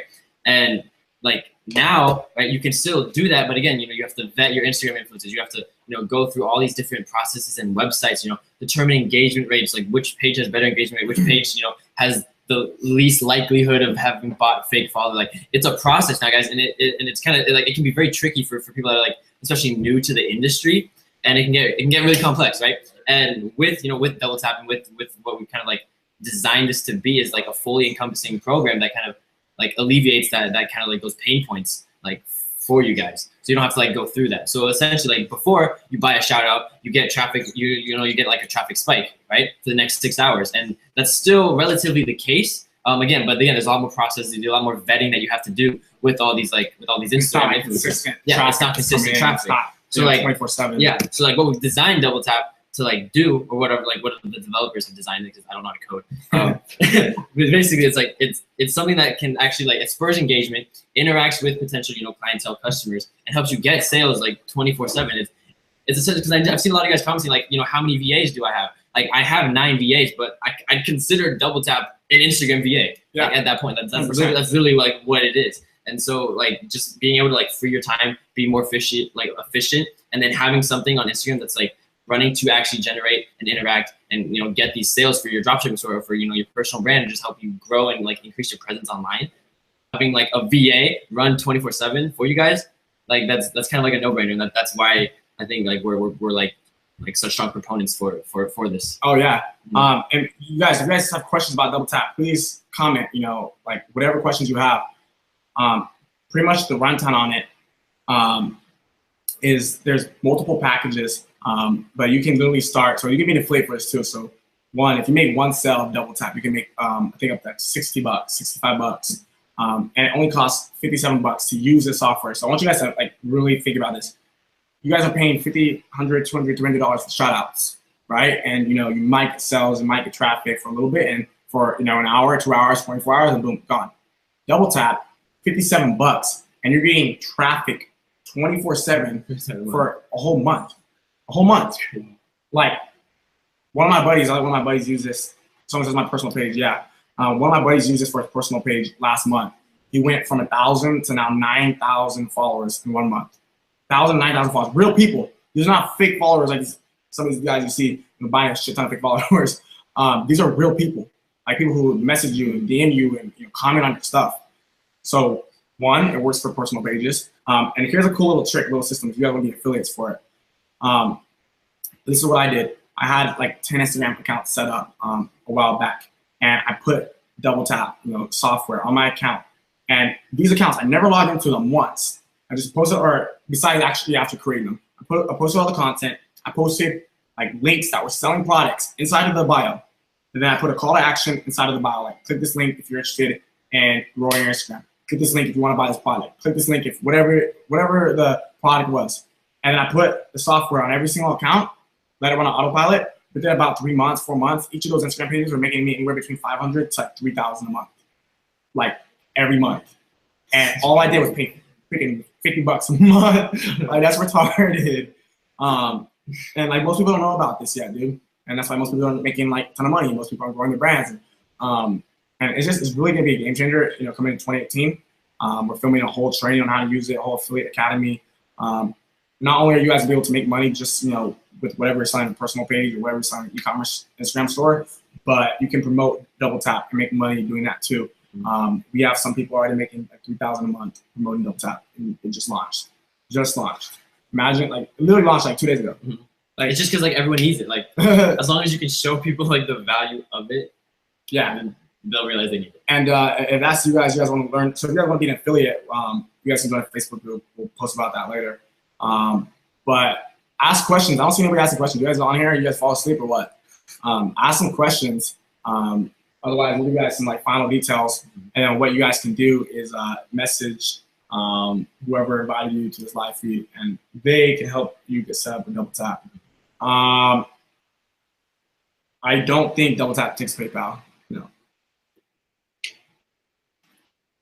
Any questions? I know there's a delay, but any questions on how to make money on Instagram? How can it work for e-commerce? How can it work for affiliate marketing? Like, what's up, yo? The affiliate site is free too, so you don't. Is it free? No. The software is not free, but if you make 1 to 3 sales, it becomes free. So if you sign up for an affiliate, you make 1 to 3 sales, it's free. No, I don't think we can add PayPal. Yeah, $57. If you sell crap out of Double Tap, can I get spot in Thailand? Yeah, dude. I mean, the reality is, if you sell the crap out of Double Tap, you're gonna make a lot of money, dude. I'll tell you what, dude, 10,000 in commissions by March will fly you out. Personal branding, should you wait till you're successful? No. A personal brand will help you become successful. Personal brand will help you become successful. Any more podcasts coming? Yes, I've been traveling nonstop. It's been hard to get them up. I'm going to Bahamas in like 2 days. I'll be gone for a week. When I'm back, podcast every day. Affiliates make 30%. So there's 4 different packages. There's like 4 different packages. So it just depends on what package you sell. A lot of our affiliates are usually selling $130 to $170 packages, and they're making about $40, $50 a sale. Direct deposit to your bank account. You work with Double Tap. You guys sign up. You guys are an affiliate. You guys are an employee of the company. You get paid every month. Direct deposit straight to your bank account. So I go to your bank account. 27 days from now, there could be a 2, 3, 4,000 deposited. How can I find local mentors? Go talk to more people. You got a network, Can you teach me one-on-one? I don't have time. Pay me like 100,000 a day, maybe. No, I'm kidding. I really can't. How do you come up with a personal brand name that doesn't sound too rated? Use your actual name. Use your actual name.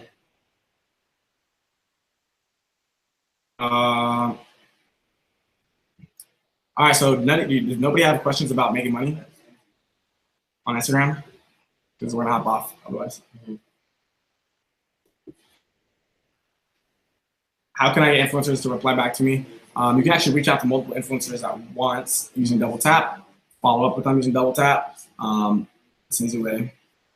And just having something because again, guys, influencers, especially if you're going them for shout outs, they want your money, right? It's a business. They want your money. So give them a reason to reply.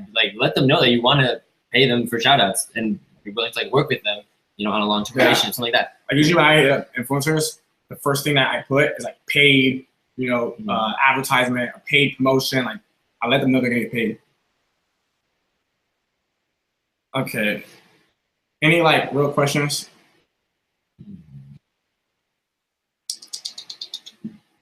I hate the delay. Yeah, I know. Yeah, see, everyone's dead. I wasn't even in here, so I don't even know how long. Is it like, what, 2 hours? Look at that. Wow. 2.5 hours. Okay, guys. So, oh, there they go. As if you're coming in now. Oh, shit.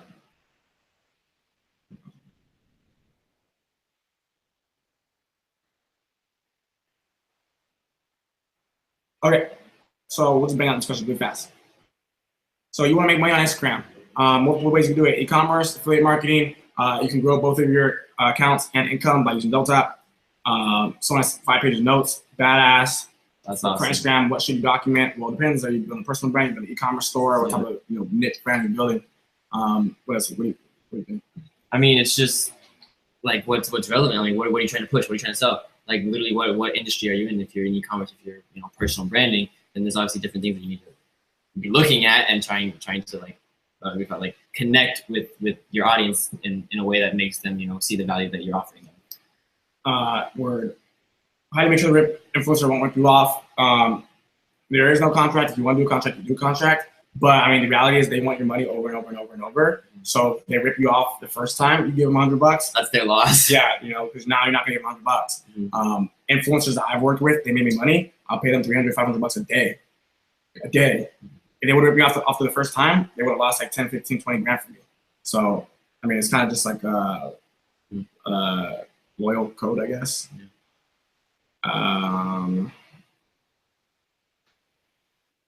Is DoubleTap link in my bio? No, it's not my bio. I don't think it's John. Is that in your bio?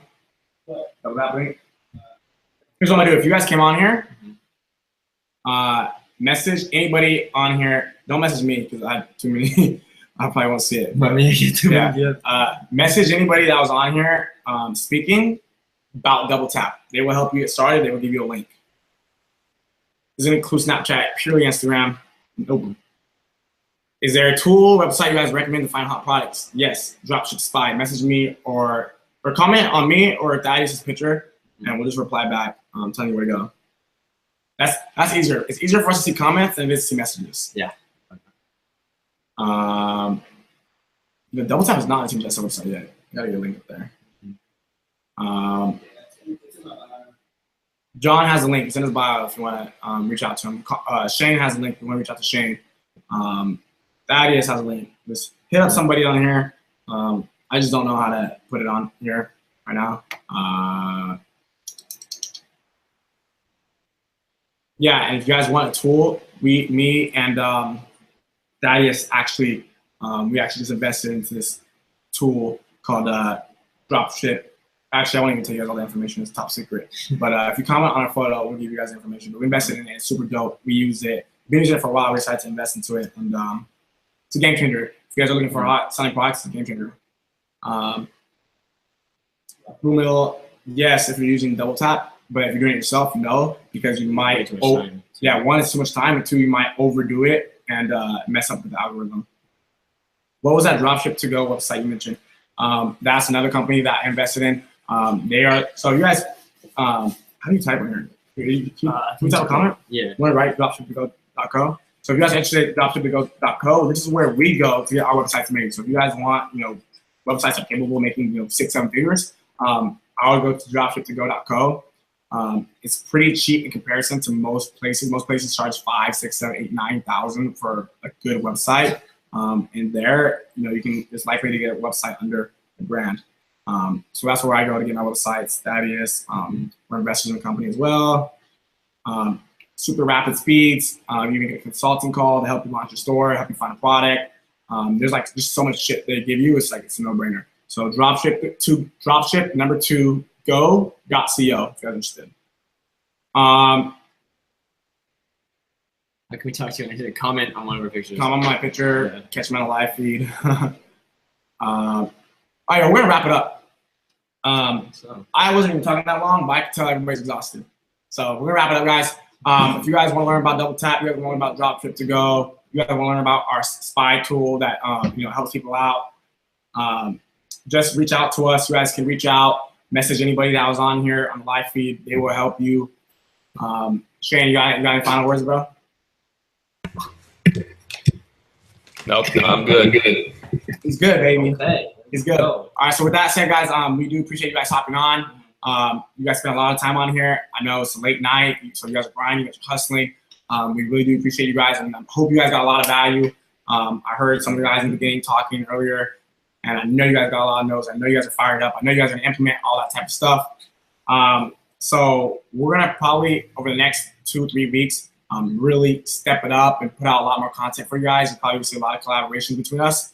So if you guys are interested, make sure you guys are following the whole squad, following the whole team, and you guys can go to teamjetset.com, look at the roster, see everybody who's on the team, just to stay updated with all the information. And we're just here to help you guys out, man. It's gonna be a fun, huge 2018. Get it? All right, deuces, everybody. Later.